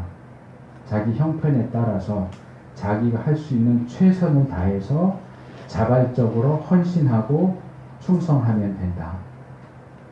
예수님께서 이 과부의 두 렙돈이 부자들의 많은 헌금보다도 가장 많이 낸 거다. 이렇게 마가복음 12장, 누가복음 21장에서 말씀하신 것처럼 우리가 기억할 필요가 있어요. 하나님은 우리가 드린 액수를 보시는 게 아니고 퍼센테이지를 보세요. 1,000만 원 가진 사람이 10만 원 내는 거하고 50만 원 가진 사람이 10만 원 낸 거하고 액수로는 똑같이 10만 원이지만 같지가 않아요. 누가 더 많이 드렸어요? 당연히 적게 가졌는데 그 중에서 많이 드린 사람이 많이 드린 거예요. 부자가 곡식가루, 유향 아무리 비싼 거 사서 드렸다고 해도 가난한 사람이 정말 살했다 과부가 있는 거 탈탈 털어서 엘리야 음식 준 것처럼 정말 먹고 죽어야 될 그걸 하나님 앞에 드리면 하나님 그거 제일 많이 냈다라고 말씀하세요. 그래서 우리가 형편이 어떠하든지 우리가 내는 것에 대해서 부끄러워하지 않는 내가 최선을 다했고 내가 정성을 다해서 드렸다면 부끄러워할 필요가 없어요. 그래서 제가 아까 오전 예배 끝날 때 살짝 갈등을 했어요. 헌금 기도해달라고 해서 왔는데 우리 사모님이 여기 감사 헌금 한 거는 좀 불러달라고 그러시더라고요. 그래서 내용을 근데 대부분 교회들은 이제 이름하고 뭐 이런 거 다 얘기하잖아요. 11조 같은 것도 얘기하고. 근데 저희 교회는 그거 안 하거든요. 주보에도 안 내고 부르지도 않아요. 왜냐면 그게 꼭 나쁜 건 아닌데 이게 사람이 죄인이다 보니까 그런 게 있어요. 그걸 불러주면 거기에 자기 이름이 한 달에 몇 번 부르느냐에 따라 또 싸워요. 왜 당신은 장로인데 이름이 한 번밖에 안 불려? 나는 일주일 내내 불려. 그러니까 이런 거죠. 20만원 11조 낼 거를 5만원씩 나눠서 4번 내는 거예요. 그럼 똑같이 20만원 내는데 이름은 4번 불리잖아요. 그렇게 하는 사람들 꽤 있어요. 매번 자기 이름 불리게 하면. 어쩌다 이름이 틀리게 나오거나 빠지면 교육자실에 전화해갖고 난리를 치죠. 그래서 저는 교회 시작했을 때 이제 저희 고종사촌 누이가 이제 초기에 참석을 했었는데 이것저것 교회에 필요한 거 뭐 할까 그러다가 저한테 물어보더라고요. 근데 왜 우리 교회는 감사헌금, 건축헌금, 11조 헌금 봉투가 없어? 그러더라고요. 그거 내가 사올까? 그러더라고요. 그냥 빈 봉투만 있거든요, 저희는. 감사헌금이면 감사헌금 써서 내면 되고 11조면 11조 헌금이면 써서 내면 되고 이름 쓰는 것도 뭐라고 안 해요. 하나님이 아시잖아요. 물론 교회 입장에서는 직분자 세울 때 11조를 하나 안 하나 이런 거 이제 보기 위해서 이름이나 이런 걸 하기는 하지만 드리는 입장에서는 꼭 그럴 필요는 없다고 생각이 들어요. 그러니까 뭐 한 달에 한 번 해서 이름 한 번 불리는 사람은 왠지 위축되고 한 달에 4번 불리는 사람은 왠지 콧대가 높아지고 이러면서 서로 싸우고 이런 진짜 이 재정부에서 그런 걸로 서로 싸우는 것도 제가 본 적이 있어요. 어른들이 참 유치하죠. 근데 하나는 그런 거 원하지 않으세요. 중요한 건 액수가 아니에요. 너 형편이 어떤데 그 가운데서 얼만큼을 했냐, 얼마만큼의 정성을 드렸냐. 하나님이 부자라고 더 예뻐하시고 가난하다고 억신여기고 그러지 않으세요. 6번째로 소재를 드리는 데 있어서 꼭 들어가야 하는 게 있는가 하면 들어가면 안 되는 게 있는데 누룩과 꿀입니다. 왜 소재물에 누룩과 꿀을 넣는 것이 금지되었을까? 아까도 잠깐 말씀드렸지만 누룩과 꿀은 둘 다 발효성을 가진 식품입니다. 그러니까 가만 실온에 이렇게 놔두거나 좀 따뜻하면 발효를 일으키죠. 특별히 누룩 같은 경우는 아주 적은 양이라도 큰 덩어리를 부풀게 하는, 그러니까 좋게 말해서 부풀게 하고 발효시키는 거지만 나쁘게 말하면 썩게 만드는 거죠. 그렇게 하는 힘을 가지고 있기 때문에 성경에서 누룩은 죄, 사악, 교만, 위선 그런 것들을 가리킬 때 누룩이라고 하는 표현을 씁니다. 하나 예외적인 경우가 있는데 예수님이 천국을 누룩에 비유하신 경우가 있어요. 그 경우는 그 누룩은 천국이죠. 죄악이 아니고. 근데 대부분의 경우 누룩은 나쁜 의미로 사용이 됩니다. 그래서 우리의 희생과 헌신 속에 죄된 요소, 부패된 요소가 들어가지 않도록. 그러니까 헌금을 하면서 하나님께 드리는 게 목적이 아니고 내 이름을 한 번이라도 더 불리게 하는 게 목적이 되면 그건 그 헌금에 누룩을 섞는 거예요. 교회에 뭐 헌물해놓고 목사님이 아무개 성도가 이거 했습니다 얘기 안 하면 또 시험 들어서 안 나와요. 그러면 안 하는 게 나아요. 우리가 희생하고 헌신하는 것들이 거기에 어떤 죄악된 요소, 부패된 요소가 들어가지 않도록 정말 조심해야 됩니다. 꿀이 금지된 것도 역시 누룩이 금지된 것하고 비슷한 이유이긴 한데 여기서 하나 알아두셔야 될 것은 성경에 꿀이라고 할 때는 그 꿀은 두 종류가 나옵니다. 우리한테는 꿀 그러면 한 종류밖에 없죠. 벌꿀이요. 물론 벌꿀 안에도 종류가 여러 개가 있지만 어쨌든 벌이 만드는 꿀, 벌꿀. 근데 성경에서 꿀이라고 할 때는 벌꿀만 있는 게 아니고 시럽도 있어요. 그러니까 무슨 대추, 야자, 열매, 즙을 졸여서 만든 시럽. 그것도 꿀이라고 불러요. 물론 명칭은 다릅니다만 우리 한글 성경에서는 둘 다 꿀이라고 번역을 해요. 근데 거기 이제 지역이 그러다 보니까 특별히 이 과일 즙으로 졸여서 만든 시럽 같은 경우는 쉽게 부패한다고 해요. 그러니까 누룩하고 비슷한 개념을 가지고 있는 거죠. 근데 또 하나는 이 꿀은 달콤하잖아요. 달콤함이 있어요. 그래서 고대 사회에서도 꿀이라고 할 때는 사람의 마음을 부패하게 만드는 것, 이런 쪽으로 좀 경계하는 그런 글들이 종종 나오는 것을 보게 됩니다. 그래서 세상적이고 유욕적인 안락이나 쾌락을 상징하는 의미로 잠언 5장 3절 같은 경우 꿀을 그런 식으로 사용을 합니다. 그래서 이 꿀 문제에서는 제가 조금 더 말씀을 드리려고 하는데, 꿀하고 누룩을 찬양하고 연결시켜서 말씀을 드리고 싶어요. 예배도 마찬가지고요. 우리가 하나님을 예배하는데, 그리고 하나님을 찬양하는데 거기 누룩, 죄나 꿀, 쾌락적인 요소가 들어가면 안 됩니다. 달콤함이 들어가면 안 됩니다.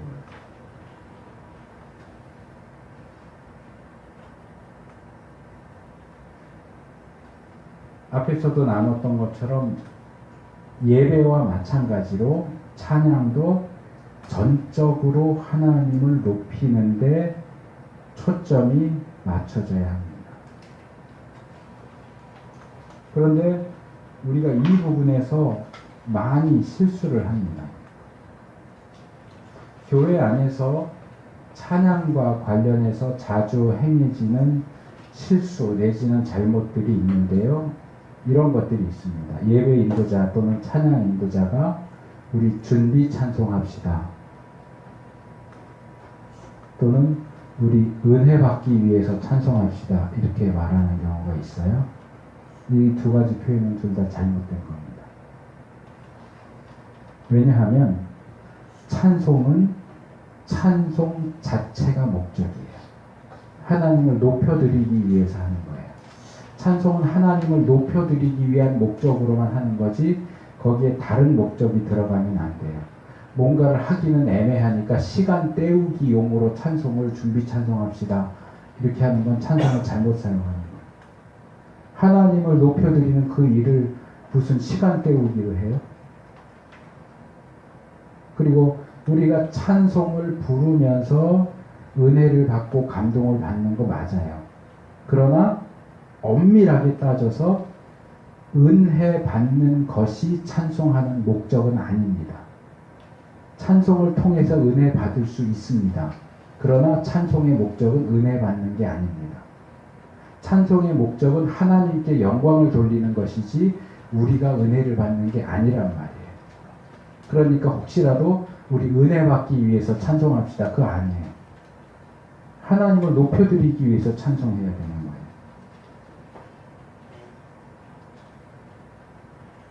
또 무슨 이유에서인지 모르겠는데 헌금 바구니를 돌리면서 헌금 시간인데 우리 찬송가 몇 장 부르면서 헌금하겠습니다. 이런 경우들이 있어요. 왜 그렇게 하는지 모르겠어요. 헌금만 하기가 뻘쭘해서 그런 건지. 그래서 뭔가 이 찬송은 교회 안에서 뭔가 좀 애매할 때마다 땜빵식으로 사용되는 경우들이 많은데 그거는 아주 잘못된 찬송 사용입니다.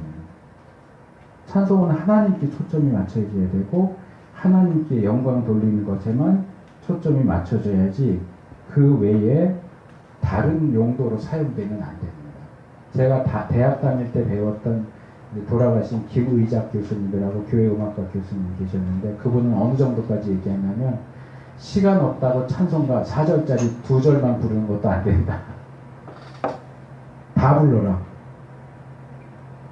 시간 없다고 성경 봉독 1절에서 10절인데 1절만 읽을 수 있냐? 찬송도 4절이면 4절 다 불러라. 우리 뭐 1절만 부르고 하겠습니다. 이런 경우도 있거든요. 정말. 마찬가지로 예배의 경우도 그렇습니다.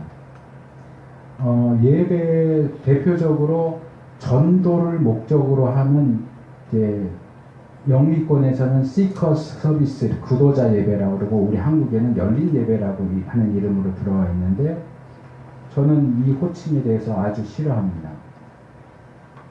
이건 예배가 뭔지 모르는 거예요. 예배도 예배 자체가 목적이에요. 하나님께 영광 돌리는 것이 예배의 목적이어야지 아무리 선한 목적이라고 할지라도 예배를 전도를 위해서 쓰면 안 돼요. 예배는 전도를 위해서 존재하는 게 아니에요. 예배는 예배를 위해서 존재해요. 만약에 전도를 위해서 뭔가 하고 싶으면 그건 전도 집회 이렇게 해야지 그걸 열린 예배 그러면 안 돼. 그건 예배가 아니에요. 전도하는 게 목적으로 드려지는 예배가 어떻게 예배예요. 그래서 예배나 찬송 같은 것들을 이야기할 때는 그것의 어떤 독자적이고 배타적인 성격을 우리가 기억할 필요가 있습니다. 그런 것들을 자꾸 다른 목적들과 연결시켜서 남발하는 것은 진주를 돼지에게 던지는 거나 마찬가지예요. 하나님께만 드려져야 하는 소중한 진주를 다른 시간이 애매하다든지 전도를 하겠다든지 이런 식의 그것도 나쁜 건 아니지만 그런 식의 돼지에게 던지는 일을 하면 안 됩니다.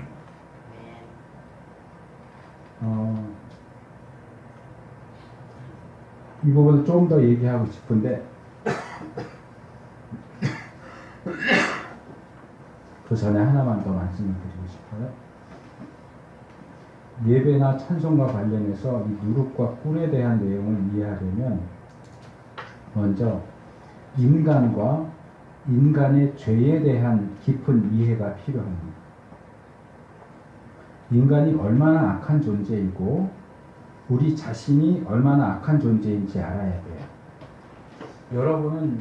여러분이 얼마나 어느 정도나 악하다고 생각하십니까? 이렇게 말하면 좀 질문이 애매하니까 너무 추상적이니까 구체적으로 바꿔서 물어볼게요. 자, 죽어 마땅한 최고의 악당이 100이다. 수치로 놓을 때 100이다. 그러면 여러분은 수치가 어느 정도 될까요? 50. 대단하네. 담대하네. 99. 정말 깨닫고 하는 대답이었으면 좋겠는데. 제가 깨달은 것은 이거예요. 우리는 항상 우리가 생각하는 것보다 훨씬 더 악하다는 거예요.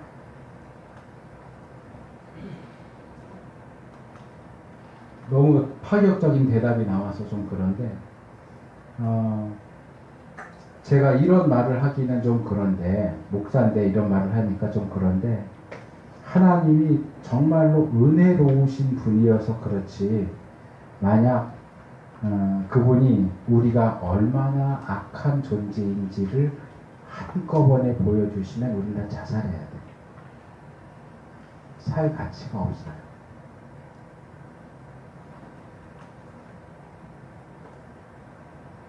자기 목을 조르면서 90이요 그랬으면 내가 이해를 할 수 있는데 가만히 90이요 그러면 그래서 제가 깨닫고서 하는 대답이었으면 좋겠는데요 그런 게 그거예요.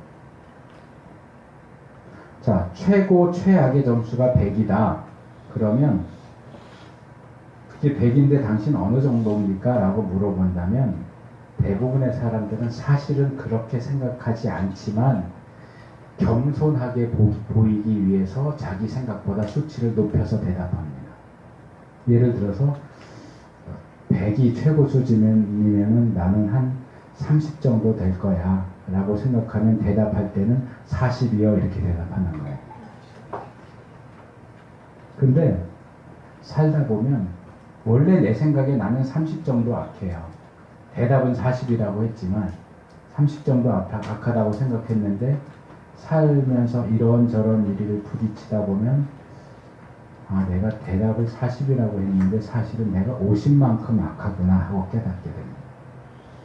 근데 50인가 보다 그러면서 충격받아갖고 내가 이렇게 악해서 회개하고 뭔가 좀 어떻게 해보려고 이렇게 노력할 수 있는데 살다 보면 사실은 50만큼이 아니고 60만큼이고 60만큼이 아니고 70만큼이고 70이 아니라 80만큼 90, 100만큼 악하다는 사실을 점점 깨우치게 됩니다.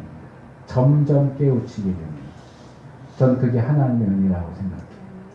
만약에 하나님이 어느 날 갑자기 너는 100만큼 나쁜 놈이야 이러면서 우리가 변명할 수도 없는 증거를 들이대시면 우린 정말 절망하고 나 같은 건 살기보단 차라리 죽어야 돼. 그리고 자살해야 돼요. 하나님 우리를 배려해 주셔서 인생을 살면서 그 긴 기간 동안 조금씩 조금씩 깨우쳐 주시니까 이렇게 살아있는 거예요. 왜 제가 이 이야기를 하느냐 하면은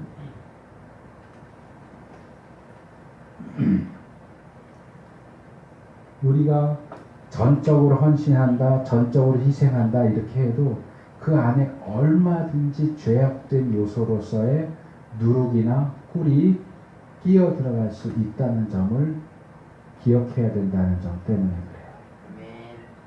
제가 저희 본교회에서 저는 대학교 3학년 때부터 전도사 생활을 했거든요. 본교회에서 전도사 생활 대학 때였던 걸로 기억하는데 그때 제가 경험했던 정말 무시무시한 얘기를 하나 해드리려고 그래요. 아주 무서운 얘기예요. 여름이었어요. 3박 4일 수련회를 갔다 왔습니다. 수련회를 아주 잘 마쳤어요. 교회 왔는데 어느 집사님이 저한테 그러시더라고요. 아, 전도사님 너무 수고하셨어요. 이번 수련회 너무 은혜로웠어요. 그리고 저한테 얘기를 하시더라고요. 제가 뭐라고 대답했을까요? 어떻게 대답할 것처럼 생겼어요? 제가 그랬어요. 아니요, 다들 수고하셨죠. 제가 한 게 뭐 있다고요. 그랬어요. 그렇게 생겼잖아요. 아무도 안 있네. 제가 이렇게 대답을 했는데요. 대부분 그렇게 대답해요, 사실은. 겸손한 척 해야 되잖아요. 겸손하든지 겸손하지 않으면 겸손한 척 해야 되니까 대부분 그렇게 대답을 한다고요. 근데 제가 그 대답을 함과 동시에 제 머릿속에 떠오른 생각이 있었어요. 그게 뭐냐 하면 그래, 내가 이 정도 준비하고 수고했으니까 그나마 이 정도라도 했지. 내가 없었으면 이 정도 됐겠어? 하는 생각이 떠오르는 거예요. 제 대답과 제 머릿속에 떠오르는 생각과 이게 제 머릿속에 인식이 되는 순간 너무너무 무서웠어요. 여러분은 안 무서워요? 무서운 사람 무서워요 이래요? 너무 무서웠어요. 소름이 쫙 끼쳤어요. 야, 내가 이렇게 나쁜 놈이구나. 내가 이렇게 악한 사람이구나. 죄가 이렇게 무섭구나. 이게 바로 소재물 가운데 누룩이 들어가는 경우예요. 정말 은혜롭게 섬겼고 누가 봐도 인정할 만큼 좋은 결과를 얻어냈어요. 그런데 그게 오히려 나에게 교만을 가져오고 내 수고를 인정해주지 않는 사람들을 향해서 분노를 품고 다투게 하고 그런다면 그게 소재물에 누룩을 적는 거예요. 어떤 좋은 것에도 누룩이 들어갈 수 있어요. 어떤 대단한 섬김 속에도 누룩이 들어갈 수 있어요. 또 하나 얘기를 할게요. 제가 도남동에 있는 교회에 한 6년 정도 부교육자로 섬기다가 나왔는데 그 이후로 거기 청년 한 명이 저한테 연락을 했어요. 그러면서 이런 소식을 전해주더라고요.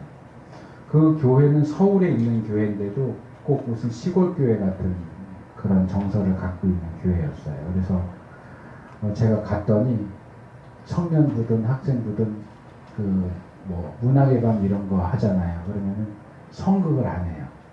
왜 성극을 안 하냐 그랬더니 원로 목사님이 이북 분이신데 원로 목사님이 성극을 금지시키셨대요.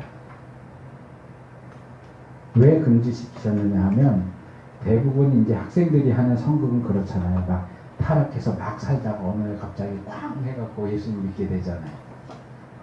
그럼 이제 그거를 표현을 해야 되는데 연극을 보통 성극 어디서 해요? 강대상 있던 자리에 강대상 치고 그 위에서 하잖아요. 거기서 하는데 술 먹는 장면, 무슨 클럽 가서 노는 장면 이런 게 연출이 되니까 이 원로 목사님께서 말씀이 선포되는 거룩한 자리에서 그런 술 먹는 모습, 뭐 클럽 가서 춤추는 모습 이런 거 하는 거 안 된다. 성극을 금지시켜버렸어요. 성극을 안 해요. 근데 제가 나오고 나서 한번 부활절인가 무슨 절기 행사 때인데 청년들하고 학생들이 연합해서 CCD를 했대요. CCD 뭔지 아세요? 네. 이제 옛날 제가 어렸을 때는 율동이라고 했고요. 그 다음에 한 고등학교, 대학교 들어가니까 워십이라고 그랬고요. 요즘에도 CCD를 하는지 모르겠는데 이제 처음에 복음성가, 가스펠 이러다가 이제 CCM 그러잖아요. 컨템퍼러리 크리스천 뮤직해서 똑같은 아마 같은 맥락에서 CCD 해갖고 컨템퍼러리 크리스천 댄스 아마 이게 약자가 아닐까 생각이 되는데 CCM 음악 아주 비트가 강한 CCM 음악 예를 들면 로만 16, 19 says 이라고 있잖아요. 그런 음악 틀어놓고 거의 댄스 그룹에서 하는 것 같은 그건 율동이라고는 말할 수 없는 그런 춤을 추는 게 CCD예요. 그걸 했대요. 그 원로 목사님이 보시는데 원로 목사님이 그걸 보시고 그 음악에다가 그 춤 동작에다가 이걸 보고 대노하셔서 다음부터는 절대로 CCD 무대에 올리지 말라고 하셨대요. 그 얘기를 저한테 전화를 하면서 한 거예요. 그 청년이. 그러면서 그 청년도 화가 났어요. 원로 목사님 너무 하시지 않아요? 우리가 하겠다는데 그걸 왜 못하게 해요? 그러면서 뭐라 그러냐면 누가 뭐라 그래도 우리는 반드시 그걸 하고야 말겠다는 거예요. CCD를 반드시 해야 되겠대요. 제가 뭐라 그랬을까요?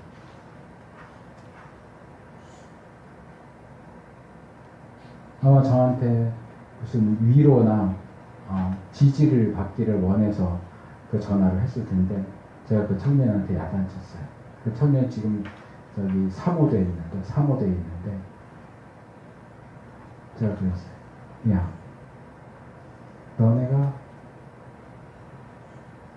그렇게 화를 내면서까지 기를 쓰고 CCD를 하려고 하는 이유가 뭐냐? 원로 목사님이 금지하시는데도 그것을 무시하고 어겨가면서까지도 CCD를 해야만 하겠다고 하는 이유가 정말 하나님을 찬양하고 싶어서냐 아니면 네가 그거 하고 싶어서 그런 거냐?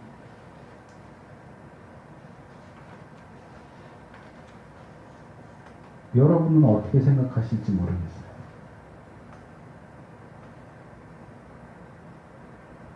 종교개혁가인 칼빈은 이런 말을 한 적이 있습니다. 너가 하나님을 찬양하는데 내 마음이 즐겁다면 그것은 진정한 찬양이 아니다. 다시 들어보세요. 내가 하나님을 찬양하는데 너의 마음이 즐겁다면 그것은 진정한 찬양이 아니다. 동의하십니까? 동의하십니까? 반대하십니까?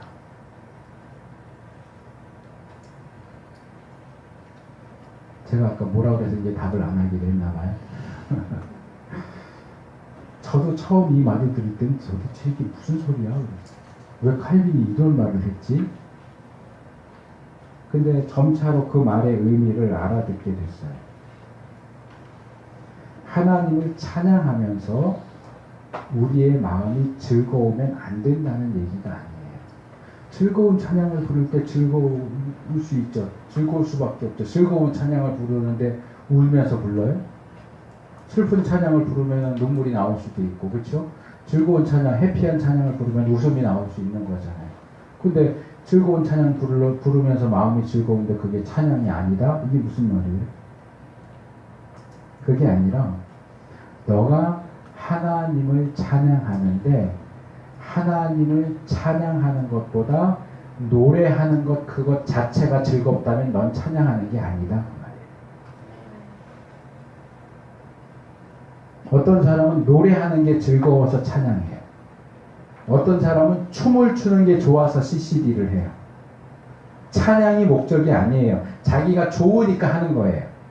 어떤 사람은 다른 사람들의 주목을 받는 게 좋아서 무대에 서요. 제가 아까 오전에 저희 딸 얘기를 잠깐 했잖아요. 무대 위에서 서서 찬양하고 싶다고. 조금 걱정이 된다고. 그 자리가 얼마나 위험한 자리인데. 그걸 비난하고 싶지는 않아요. 그런 소망을 가지는 건 좋아요. 그러나 조심해야 한다는 거죠.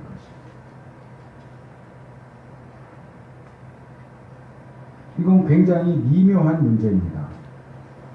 여러분 가슴에 손을 얹고 생각을 스스로에게 물어보세요. 나는 찬양하는 게 좋은 건가? 노래하는 게 좋은 건가?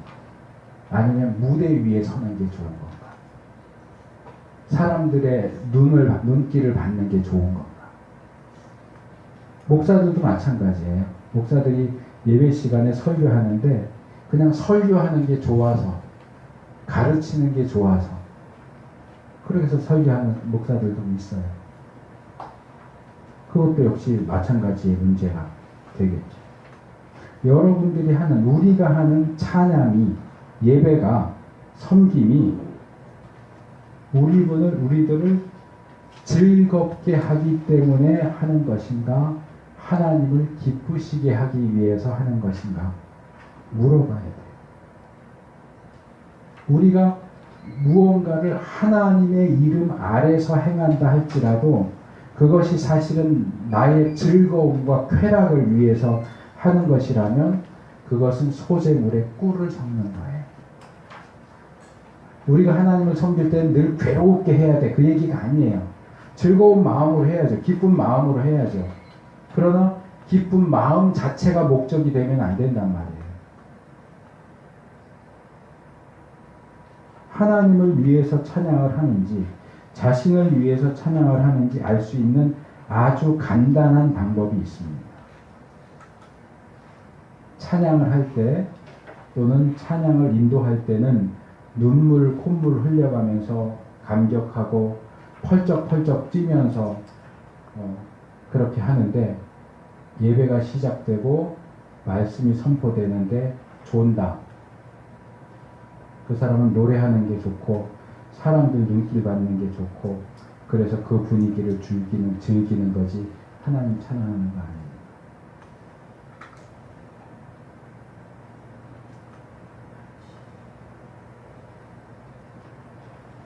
우리의 헌신과 희생에 누룩과 꿀이 섞여 들어가면 안 됩니다. 하나님을 섬기고 예배하고 찬양하면서 그것과 함께 우리의 추악한 욕망과 쾌락과 죄악이 거기 섞여 들어가도록 하면 안 됩니다. 정신을 똑바로 차려서 경계하지 않으면 누구라도 순식간에 그렇게 됩니다. 제가 한 게 뭐 있다고요? 라고 입으로는 대답하면서 머릿속으로는 그래 내가 했으니까 이 정도지 이런 생각을 떠올렸던 것처럼 누구라도 그렇게 됩니다. 우리는 우리가 생각하는 것보다 훨씬 더 악한 존재이기 때문에 그래요. 나만은 그렇지 않을 거야. 누구만은 그러지 않을 거야. 그렇게 장담하지 마세요. 그렇게 장담하는 사람은 아직 사람이 어떤 존재인지 죄가 얼마나 무서운지를 모르는 거예요. 제가 죄에 대해서 얘기할 때 늘 하는 말이 있어요. 저도 안 믿어요. 남만 안 믿는 게 아니고 죄의 문제 있으면 저도 안 믿어요. 믿을 수가 없어요, 저를. 여러분은 믿으십니까? 이렇게 멋지게 찬양하는 나를 믿을 수 있어. 난 이렇게 기쁨으로 하나님을 예배하니까 나를 믿을 수 있어. 아니요. 하나님만 믿으십시오. 여러분 자신을 믿지 마십시오.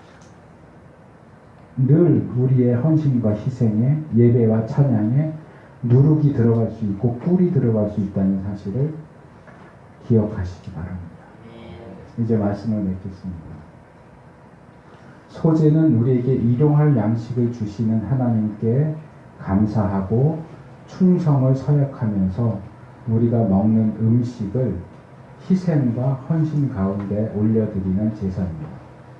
그래서 우리의 예배 안에 이 소재의 정신도 당연히 들어가야 합니다. 우리의 예배 가운데 감사가 있는지, 충성이 있는지, 희생이 있는지, 또 그러면서 겉으로 드러난 어떤 아름답고 숭고한 그런 행위 속에도 추악한 죄악과 쾌락에 대한 추구가 들어갈 수 있다는 사실을 기억하셔야 됩니다. 앞에 서 있으면 앞에 서 있을수록 더 많은 공격을 받게 됩니다. 우리의 예배가 정말 하나님께서 받으실 만한 그러한 예배, 정결하고 순결한 예배로 드려질 수 있도록 힘쓰셔야 됩니다. 어떠한 악한 것도 악한 것에 대해 흉내내는 것조차도 우리의 예배와 섬김 속에 끼어 들어오지 못하도록, 우리가 모르는 사이에 스며들어오지 못하도록 경계하고 또 경계해야 됩니다. 흉내내는 거 하지 마십시오. 제가 예전에 지도하던 청년들 찬양팀한테 맨날 요구하던 게 있어요. 다른 찬양 집회 가서 그 찬양 집회 리더들 하는 거 흉내내지 마라. 보면 똑같아요. 뭐 온누리에서 하는 거 똑같이 배워와서 하고 어디서 하는 거 와서 똑같이 하고, 그리고 찬양팀에서 찬양 인도하는데 이게 찬양 인도를 하는 건지 공연하는 건지 모르게 하는 경우도 있어요. 제가 몇 번을 얘기해도 안 고치더라고요. 새 노래를 하면 자기들도 몇 번을 연습해야 겨우 부르잖아요. 근데 딱 띄워주는데 가사만 띄워줘요. 그러면 회중석에 앉아있는 청년들이 그 노래를 어떻게 따라해요? 악보를 보여주든지 나눠주든지 가르쳐주면서 하든지 자기들끼리 공연하는 거예요. 누가 그 책도 썼더만 찬양은 콘서트가 아닙니다. 찬양팀은 찬양 공연하는 팀이 아니고 찬양을 인도하는 팀이죠. 그러면 우리가 혼자 앞에서 막 달려나가면서 따라오든지 말든지 아니면 구경이나 하든지 그게 아니고 같이 찬양합시다 이렇게 가야 되는 거예요. 그런 부분에 대한 배려나 노력이 없이 그냥 앞에 나서서 멋있게 기타 치고 멋있게 뭐 드럼 치고 누구를 찝어서 얘기하는 게 아니에요. 오해하지는 마세요. 또는 찬양을 멋들어지게 하고, 요즘에는 뭐 유튜브 이런 게 있으니까 영상들도 되게 많이 올라오더라고요. 어디 찬양 집회에 누가 누구 간사가, 저도 많이 듣기는 하는데, 그래서 뭐 은연 중에 무슨 인기 스타처럼 되고, 그게 중요한 게 아니에요. 제가 부교육자로 있던 교회에 남성 듀오 그룹 S 그룹이 왔었는데 제가 그거 보고 너무 실망을 했던 적이 있어요. 그 교회 오후 예배 때 왔는데 그 교회는 노년층이 많아요. 그러니까 그 젊은 찬양 사역자 찬양들을 몰라요. 그러니까 둘이 와서 막 열심히 하는데 호응도 없고 박수도 안 치고 하니까 한참을 막 전전긍긍하더니 한 사람이 그런 얘기를 하는 거예요. 아, 우리가 어디 가서 이런 대접 받을 사람들이 아닌데 좀 박수도 치고 그러라고. 제가 그 멘트를 듣는 순간 저기 미쳤나 그랬어요. 지가 무슨 가수인 줄 알아요? 왜 왔는데? 박수 받으려고 왔어요? 하나님 찬양하려고 왔잖아요. 근데 자기들한테 박수 안 쳐준다고 우리가 어디 가서 이런 대접 받을 사람들이 아닌데 이따위 소리를 하고 있어요?